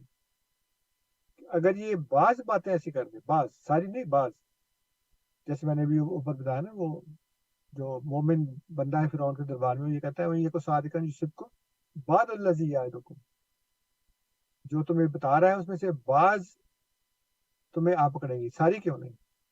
وہاں پہ بھی اللہ تعالیٰ نے کہا کہ وَلَوْ تَقَوَّلَ عَلَيْنَا بَعْضَ الْأَقَاوِيلِ، اگر یہ کچھ باتیں، بعض باتیں ایسی ہو جو یہ ہمارے نام سے منسوب کرے، ہم نے نہ کہی ہوں، باقی ساری 100 میں سے 98 باتیں پوری ہو جائیں، لیکن 2 باتیں جو ہیں وہ، مطلب 100 میں سے 98 باتیں خدا نے کہی ہوں، اس کو 2 نہ کہی ہوں اور وہ کہے کہ یہ خدا نے کہی ہیں، یہ 2 بھی خدا نے کہی ہیں، وہ نہ کہی ہوں خدا نے، تو اللہ تعالیٰ ان 98 کا خیال نہیں کرے گا، بلکہ ان 2 کا، بلکہ ایک کا بھی اگر اس نے خدا پہ جھوٹ باندھا ہوگا تو خدا اس کو پکڑ لے گا، کیونکہ اس نے جھوٹ تو بولا نا خدا کے اوپر.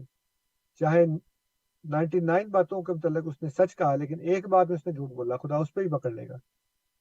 اس لیے یہ کہنا کہ جی کوئی پیشگوئی پوری نہیں ہوئی، پیشگوئی پوری نہ ہوئی ہوتی تو آج ہم یہاں موجود ہی نہ ہوتے. اللہ تعالیٰ کب کا اس سلسلے کو ہلا کر چکا ہوتا. اور جیسے میں نے پہلے بتایا کہ جو پیشگوئیاں پوری ہو چکی ہیں ان کا کوئی ذکر ہی نہیں کرتا. اور سب سے بڑی پیشگوئی تو جیسے میں نے کہا کہ خدا کہتا ہے کہ میں تیری تبلیغ کو زمین کے کناروں تک پہنچاؤں گا، اور ہم یہاں زمین کے کنارے پہ بیٹھے بات کر رہے ہیں.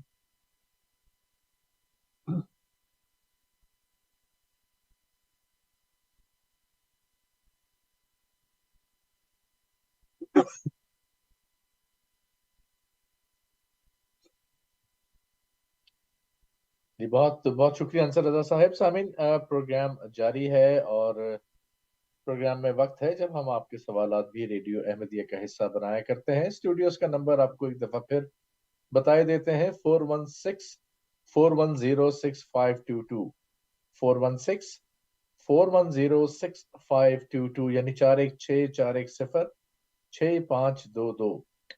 آپ کال کر سکتے ہیں اور ریڈیو احمدیہ کا حصہ بن سکتے ہیں. اسٹوڈیوز میں آج میرے مہمان ہیں مکرم و محترم انصر رضا صاحب. میں آپ کا میزبان ہوں صفی راجپوت اور پروگرام ہے ریڈیو احمدیہ. ریڈیو احمدیہ وہی پروگرام جو ہم ہر اتوار کی شب 9 بجے براہ راست آپ کی خدمت میں لے کر حاضر ہوتے ہیں.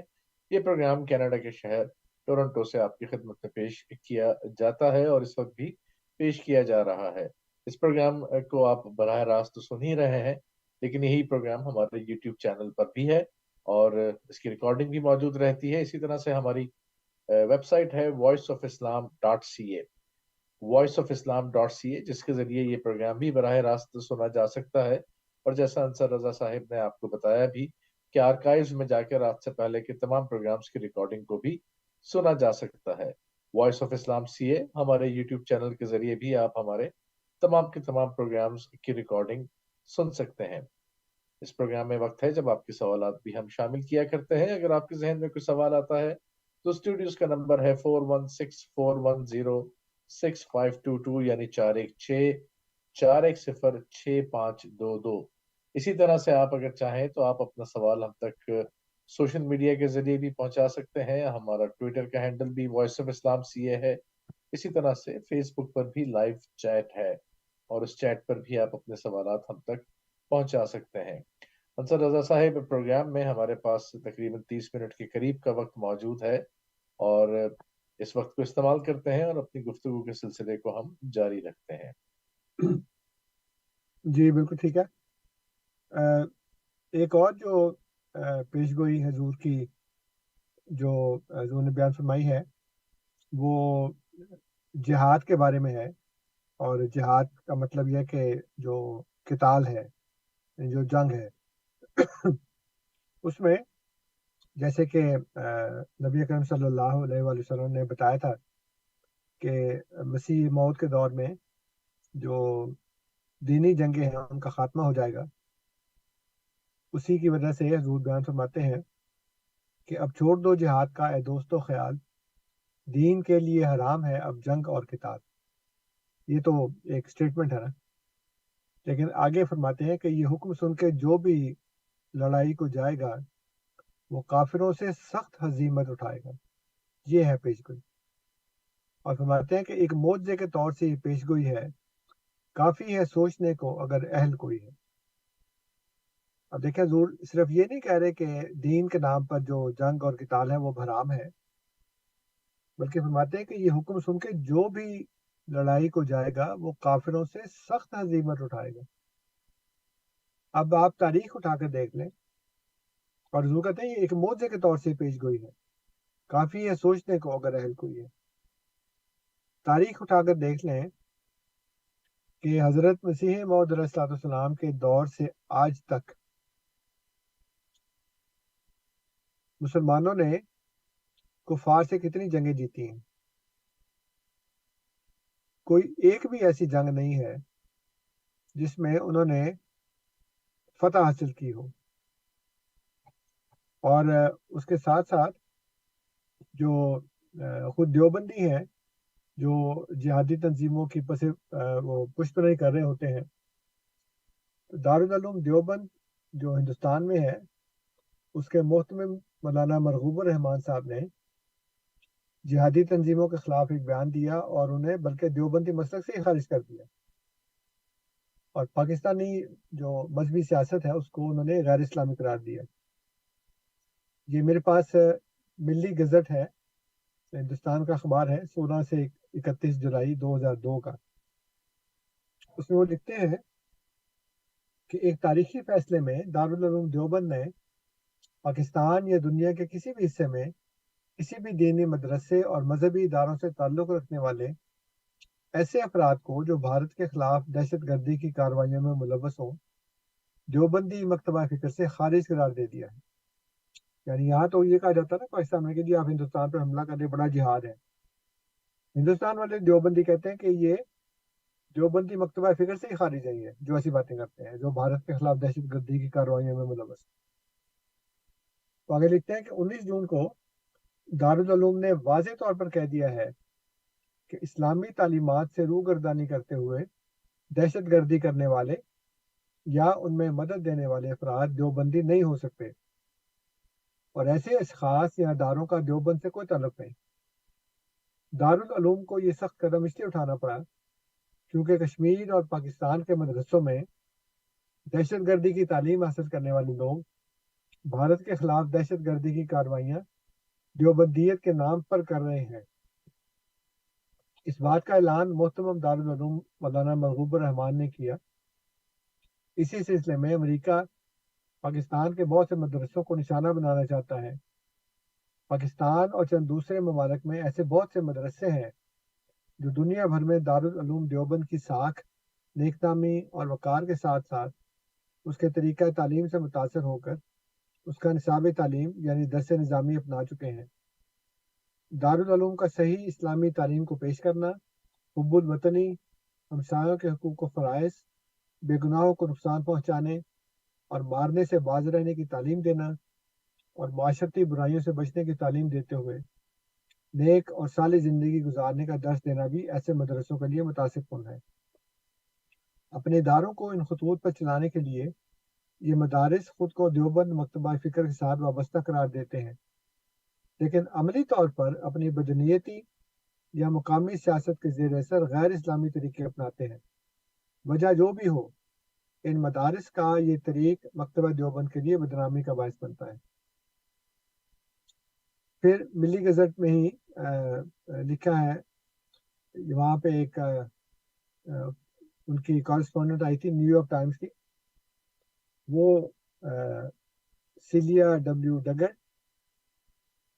ان کو انہوں نے کہا کہ جہاں ہندوستان کے دیوبندیوں نے خصوصاً اور 130 ملین مسلمانوں نے عموماً ہندوستان کے سیکولر آئین اور کثیر المذہبی معاشرے کو قبول کر لیا ہے، وہاں افغانستان اور پاکستان کے دیوبندی اس فکر میں ہیں کہ ان کا انتہا پسندانہ طرز اسلام بزور طاقت نافذ کیا جائے۔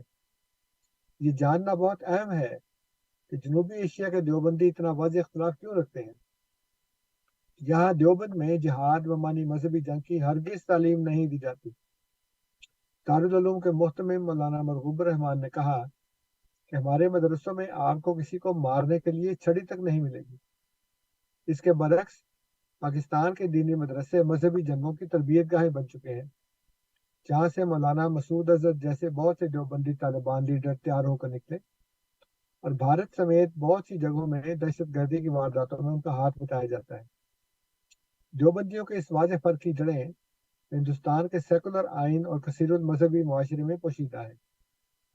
مولانا مرغوب الرحمان نے کہا کہ ہم پہلے ہندوستانی ہیں پھر مسلمان ہیں۔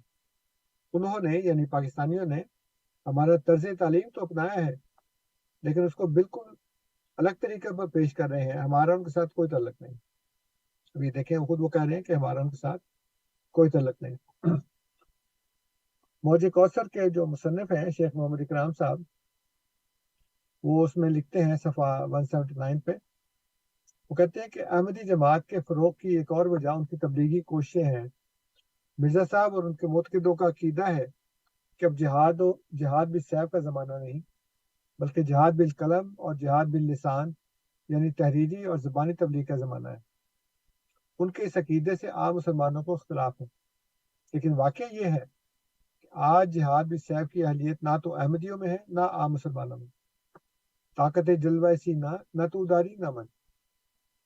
عام مسلمان تو جہاد بالسیف کے عقیدے کا خیالی دم بھر کے نہ عملی جہاد کرتے ہیں اور نہ تبلیغی جہاد، لیکن احمدی جنہوں نے جہاد بالسیف کے معاملے میں کھلم کھلا اور صاف صاف حالات حاضرہ کے سامنے سر جھکا دیا ہے، دوسرے جہاد یعنی تبلیغ کو ایک مذہبی فریضہ سمجھتے ہیں، اور اس میں انہیں خاصی کامیابی ہوئی ہے۔ ڈاکٹر اسرار احمد صاحب لکھتے ہیں، اور یہ ان کا جو رسالہ ہے ماہ نامہ میثاق فروری 2003 کا، اس میں وہ لکھتے ہیں اس کے علاوہ آج سے 8-10 برس قبل واشنگٹن ایریا کے ایک اچھے اجتماع میں اپنے خطاب پر جو موٹو یا سلوگن میں نے دیا تھا، اب اس کو عام کرنے کی ضرورت ہے، یعنی yes we are fundamentalist but not terrorist. اس کا مطلب یہ ہے کہ وہ کہہ رہے ہیں کہ ہم بنیاد پرست تو ہیں لیکن ہم دہشت گرد نہیں ہیں، اور اس کی بھی شدید ضرورت ہے کہ اسامہ بن لادن یا اور کسی واقع یا مہمہ تنظیم القاعدہ سے اظہار برات کیا جائے۔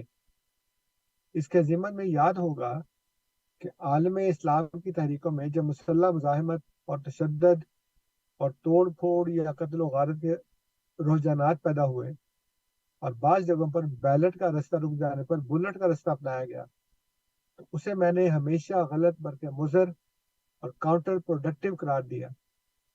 اب اس نقطہ نظر کی زیادہ اشاعت کی ضرورت ہے۔ یہ ان کا مضمون تھا، ہماری دینی و تاریخی فکر اور اس کے تقاضے اور امریکی معاشرے میں دعوت و اقامت دین کی ممکنہ عملی صورت۔ اب یہ دیکھیں سبھی صاحب کہ حضرت مسیح موعود علیہ السلام نے جب جہاد کی تعلیم کے بارے میں واضح موقف اپنایا اور کہا کہ جہاد بمانی جنگ جو ہے، جنگ اور قتال، وہ اب دین کے لیے تو حرام ہے، اور اگر آپ اس کو سن کے بھی لڑائی کو جائیں گے تو کافروں سے سخت ہزیمت یعنی شکست اٹھائیں گے۔ تو ہوا کہ نہیں ہوا ایسا؟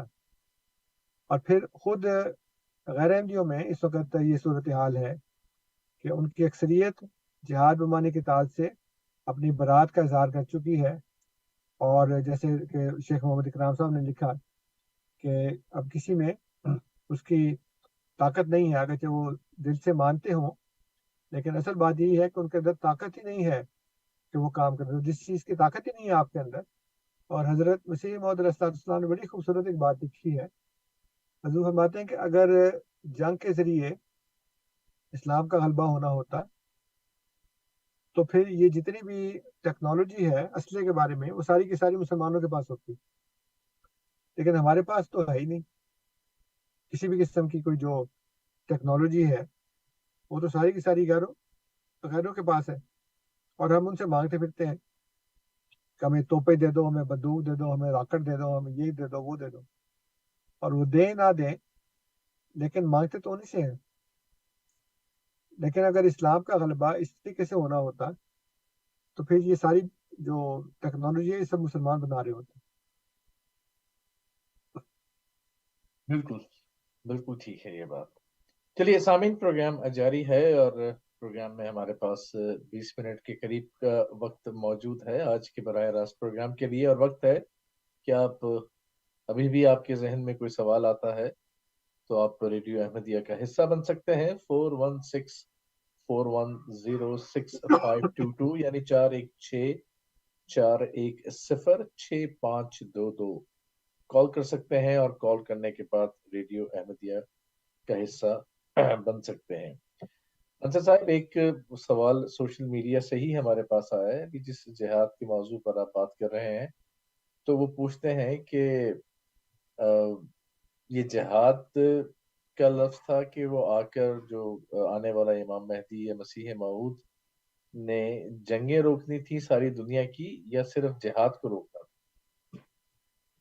نہیں، بات یہ ہے کہ جہاد کا لفظی مطلب تو ہے کوشش، ٹھیک ہے، اور جیسے اللہ تعالیٰ نے فرمایا نا کہ جاہدہم بہی جہادن کبیرہ، کہ اس قرآن کے ذریعے جہاد کبیر کرو۔ تو اب قرآن کے ذریعے جہاد کبیر کرنے کا مطلب یہ نہیں کہ قرآن کی کاپی اٹھا کر لوگوں کے سروں پہ مارنا شروع کر دو، جی، بلکہ اس کا مطلب یہ ہے کہ قرآن کی تعلیم کو دنیا میں پھیلاؤ، قرآن کو پڑھو، قرآن کو سمجھو، قرآن پر عمل کرو اور قرآن کو پھیلاؤ۔ تو یہ چار جو کام ہیں اللہ تعالیٰ نے ہمارے ذمہ رکھے ہیں۔ تو اب جہاں تک جنگوں کا تعلق ہے، اس میں تو یہ بھی پیش گوئیاں موجود ہیں کہ جنگیں ہوں گی اور دنیا بھر میں اس طرح کی تباہیاں پھیلیں گی، لیکن جو منع کیا گیا ہے وہ دینی جنگوں کے بارے میں ہے کہ دین کے نام پر جو جنگیں ہوں گی وہ نہیں ہوں گی، اور مسیح موت کے دور میں جزا الحرب جو ہے کہ وہ حرب اس لحاظ سے کہ جو دینی جنگیں ہیں وہ ختم ہو جائیں گی۔ لیکن آپ یہ بھی دیکھ لیں کہ جو پہلی جنگ عظیم ہوئی اور دوسری جنگ عظیم ہوئی، اس کے بعد دنیا بھر میں اتنے وسیع پیمانے پر جو جنگیں ہیں وہ ختم ہو گئیں۔ اب چھوٹی چھوٹی علاقائی جھڑپیں ہوتی ہیں،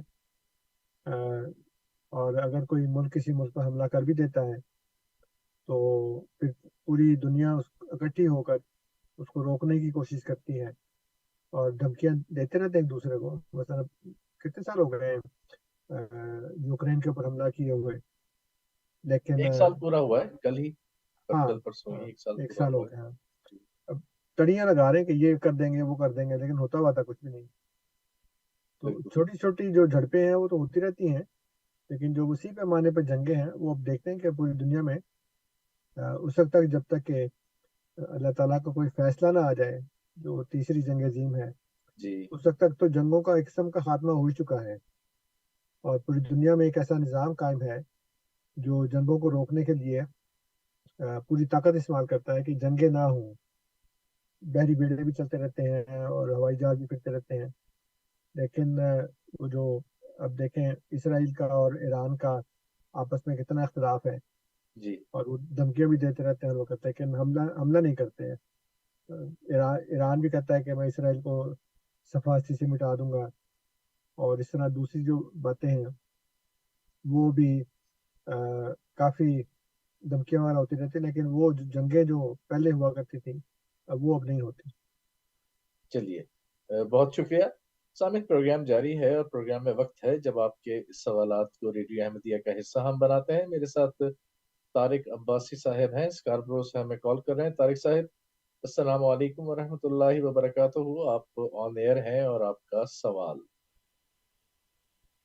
جی میرا سوال یہ، میں نے انصر رضا صاحب کو بتانا تھا کہ حضرت مسیح موعود نے جنگوں کو ختم نہیں کیا، التوا کیا ہے، تو ٹھیک ہے، بس یہ میں نے ٹھیک ہے طارق صاحب، آپ کی بات سمجھ میں آ گئی۔ انصر صاحب کا سوال جو جواب ہے وہ بنیادی طور پر سوال کے تناظر میں ہی ہے جیسا سوال کیا گیا تھا۔ چلیے بہت شکریہ انصر صاحب۔ اسی بات سے جو بات جس طرف ایک اور ذہن میں آتی ہے کہ کل اللہ کے فضل سے ہمارا ایک یہ کہ یورپ کی سب سے بڑی مسجد کا اللہ کے فضل سے ایک دفعہ پھر افتتاح ہوا، اس کا جو ایڈمنسٹریٹو بلاک ہے اس کا، اس موقع پر امام جماعت احمدیہ حضرت مرزا مسرور احمد صاحب خلیفۃ المسیح الخامس ایدہ اللہ تعالی بنصر عزیز، ان کے خطاب کے بارے میں اگر آپ تھوڑا سا ہمیں بتا سکیں، بہت جاندار اور اسی موضوع پر آلموسٹ تھا جس پہ ہم بات کر رہے ہیں۔ ہاں جی بالکل، جو طارق عباسی صاحب نے بات کی ہے جی وہ آپ نے بالکل درست کہا کہ وہ سوال کے تناظر میں تھا، اور اس میں بھی جو حدیث ہے وہ یہ کہتی ہے کہ یزل الحرب اوزارها، کہ جنگ جو ہے وہ اپنے ہتھیار رکھ دے گی، جی اور اس کا مطلب یہی ہے کہ جو دین کے نام پر جنگیں ہو رہی ہیں وہ تو نہیں ہوں گی، وہ تو بالکل حرام ہے نا، اس لیے حضور نے فرمایا کہ دین کے لیے حرام ہے اب جنگ اور قتال، بالکل۔ تو وہ حرام جو ہے وہ حلال کیسے ہو جائے گا، وہ تو اللہ بھی تو جانتا ہے۔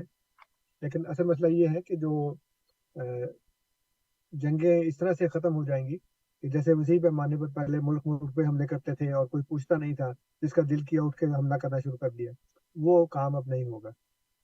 ٹھیک ہے، چلیے بالکل ٹھیک ہے، تو آپ کی اجازت سے ایک سوال اور لے لیں پھر اپنی جی گفتگو کی طرف واپس چلیں گے۔ سامعین جی پروگرام جاری ہے ریڈیو احمدیہ، ہمارے اسٹوڈیوز کا نمبر ہے 4164106522، یعنی 4164106522۔ ہمارے ساتھ عبداللطیف صاحب ہیں، چیٹھم سے ہمیں کال کر رہے ہیں، انہیں ریڈیو احمدیہ میں خوش آمدید کہتے ہیں۔ السلام علیکم ورحمۃ اللہ وبرکاتہ۔ عبداللطیف صاحب آپ آن ایئر ہیں اور آپ کا سوال۔ ہاں، میرا سوال یہ ہے کہ جب جنگیں نہیں ہو رہی تو انہوں نے اس کو ٹاپک کو کیوں گول کر دیا کہ یمن اور سعودی عرب اور UAE سب مل کر کے عرب لوگ یمن سے لڑ رہے ہیں، 2 سال سے زیادہ ہو گیا، خوب شیلنگ ہوئی، خوب بربادی ہو رہی ہے ہوتی یمنی ہوتیوں کے ساتھ، تو اس کے بارے میں کیا، کہ اس کو کیوں انہوں نے گول کر دیا ہے؟ یوکرین کی تو بات کی آپ نے، میں مانتا ہوں، جی چلیے آتے ہیں اس پر، مسلمانوں آپ کی کا جنگوں میں سوال نہیں ہو رہی ہے لیں جنگ سوال لیں۔ برابر۔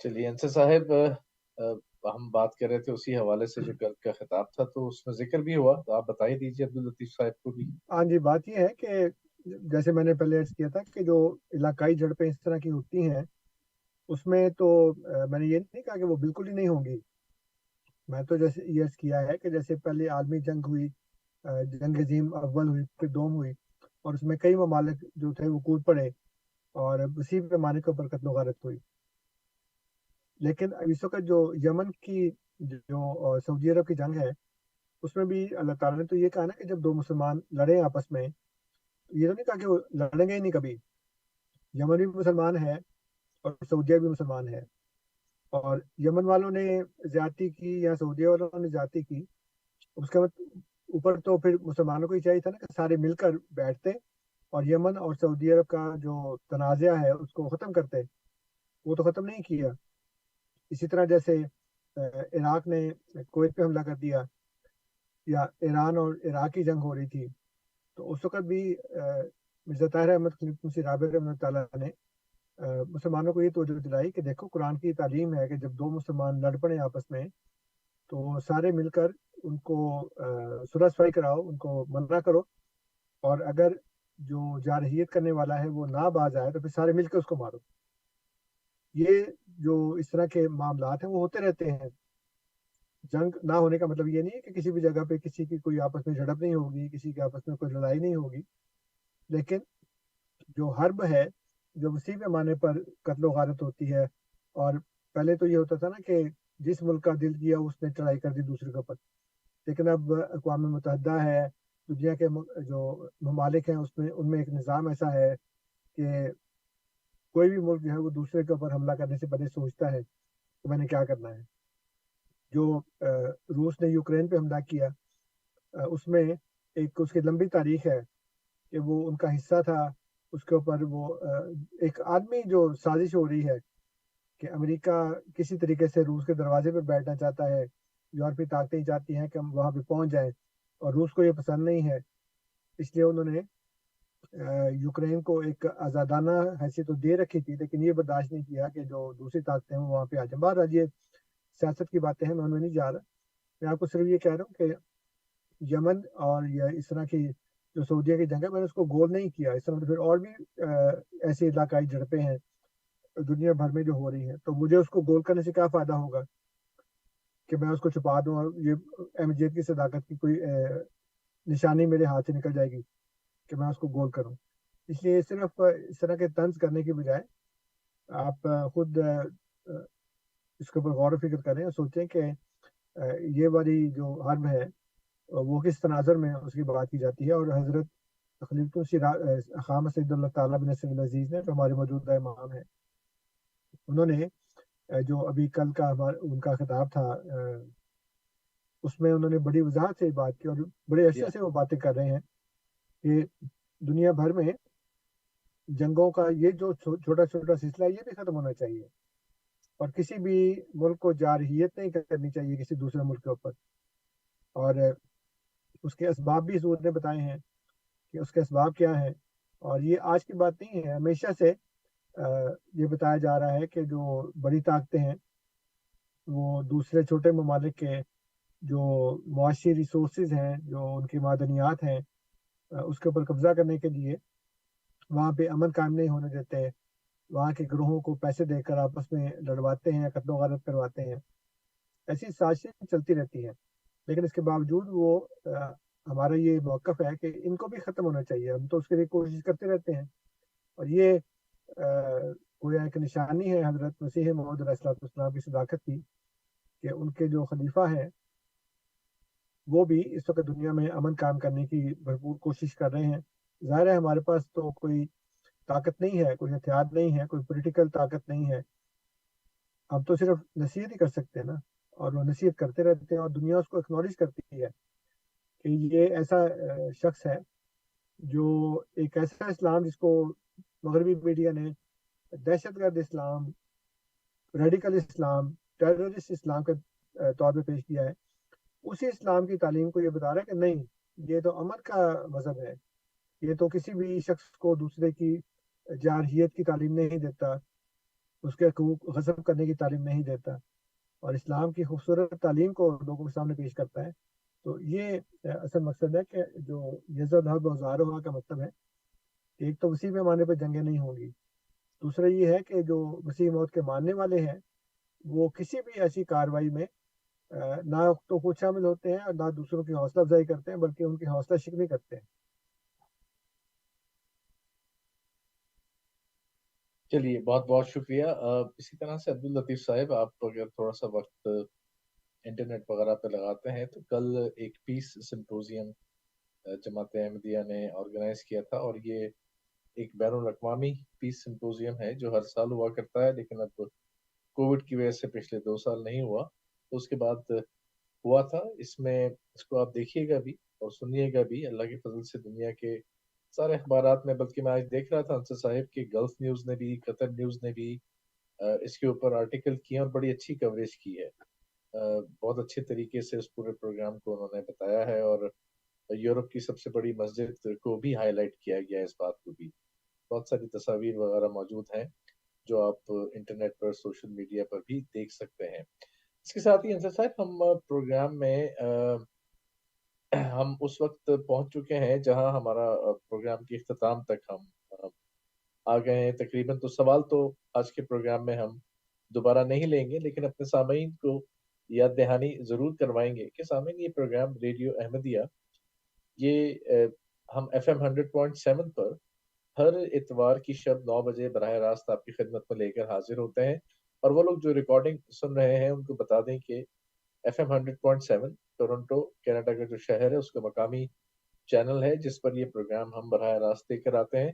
لیکن یہی نہیں ہے بلکہ یہ پروگرام ہمارا یوٹیوب پر بھی موجود ہوتا ہے. وائس آف اسلام CA ہمارا یوٹیوب چینل ہے. اسی طرح سے voiceofislam.ca یہ ریڈیو احمدیہ کی آفیشیل ویب سائٹ ہے. اس ویب سائٹ کے ذریعے آپ ہم تک پہنچ سکتے ہیں, اپنی رائے, اپنے تبصرے, آراء آپ دے سکتے ہیں. وہ تمام لوگ جو بعد میں اس پروگرام کی ریکارڈنگ کو سنتے ہیں ساری دنیا میں جہاں پر بھی موجود ہیں, آپ voiceofislam.ca کے ذریعے اپنی رائے اور تبصرے بھی ہم تک پہنچا سکتے ہیں.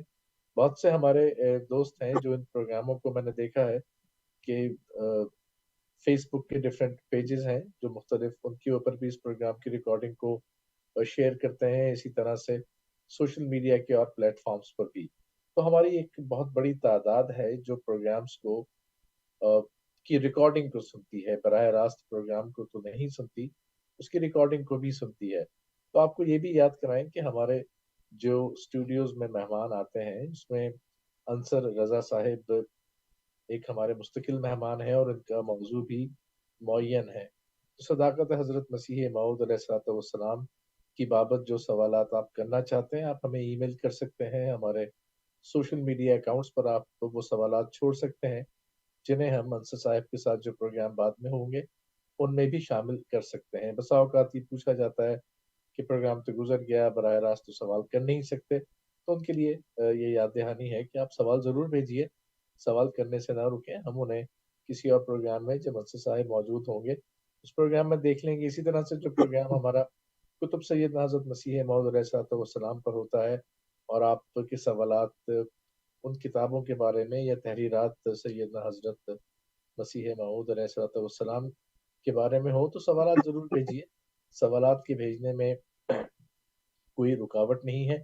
وہ پروگرام جب آئے گا اس پروگرام میں ہم سوالات کر لیں گے. اسی طرح سے جو پروگرام صاحب ایک میں ضرور بات عرض کروں, وہ یہ ہے کہ حضرت مسیح موعود علیہ السلام نے جو فرمایا نا ان کے الفاظ پہ غور کریں.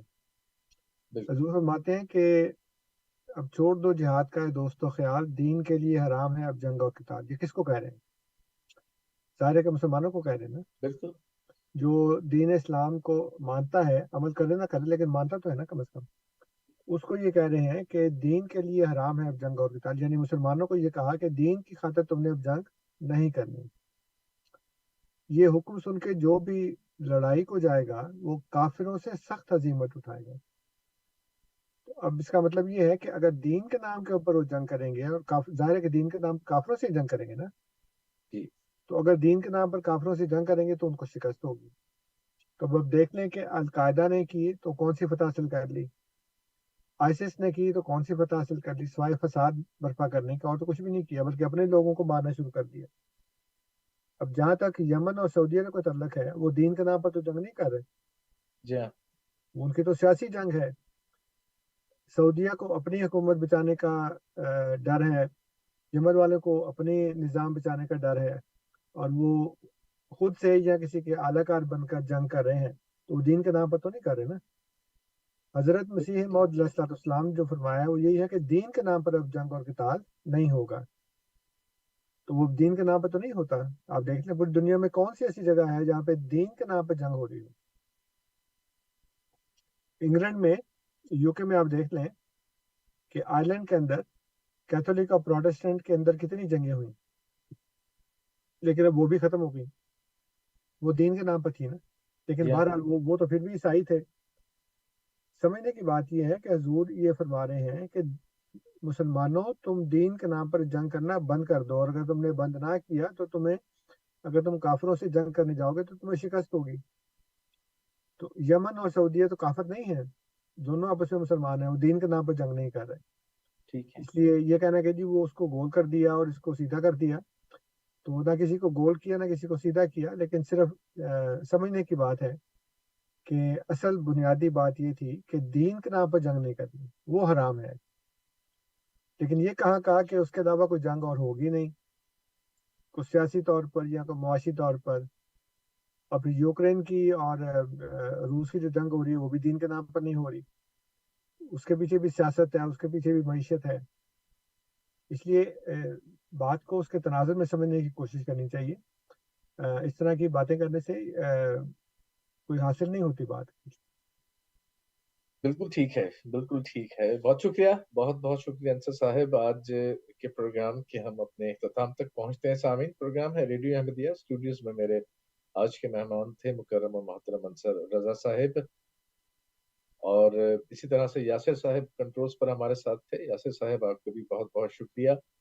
سامعین، ریڈیو احمدیہ سے سفیر راجپوت کو اجازت دیجیے. انشاءاللہ اب دوبارہ آپ کی خدمت میں اتوار کو حاضر ہوں گے 12 مارچ کو، اور وہ دن ہے جب وقت کی تبدیلی ہوتی ہے. وقت تو یہی رہے گا، 9 بجے شب کا وقت ہی رہے گا، لیکن اس دن گھڑیوں کا وقت چینج ہو رہا ہے اور وقت 1 گھنٹہ آگے بڑھا دیا جاتا ہے. اتوار کو 12 مارچ سن 2023 کو شب 9 بجے براہ راست پروگرام کے ساتھ ایک دفعہ پھر آپ کی خدمت میں حاضر ہوں گے. تب تک ریڈیو احمدیہ سے سفیر راجپوت کو اجازت دیجیے. السلام علیکم ورحمۃ اللہ وبرکاتہ. احمدیہ زندہ باد، زندہ باد، زندہ باد. احمدیت زندہ باد، احمدیت زندہ باد، احمدیت زندہ باد، احمدیت زندہ باد، احمدیت زندہ باد، احمدیت زندہ باد. آج چراغاں ہر گھر میں ہے، آج خوشی ہر دل میں ہے، نئی صدی میں ہم داخل ہیں، شکر خدا کا ہر دل میں ہے. احمدیت زندہ باد، احمدیت زندہ باد. کرتے تھے صدیوں سے جس کا وہ مہدی ہے آ چکا، آئے گا نہ اور کوئی اب، آنے والا آ چکا. احمدیت زندہ باد، احمدیت زندہ باد. پرچم ہم اسلام کا ہر دم دنیا میں لہرائیں گے، کانٹے چاہے لاکھ بچھا دو، قدم بڑھاتے جائیں گے. احمدیت زندہ باد، احمدیت زندہ باد، احمدیت زندہ باد، زندہ باد، زندہ باد.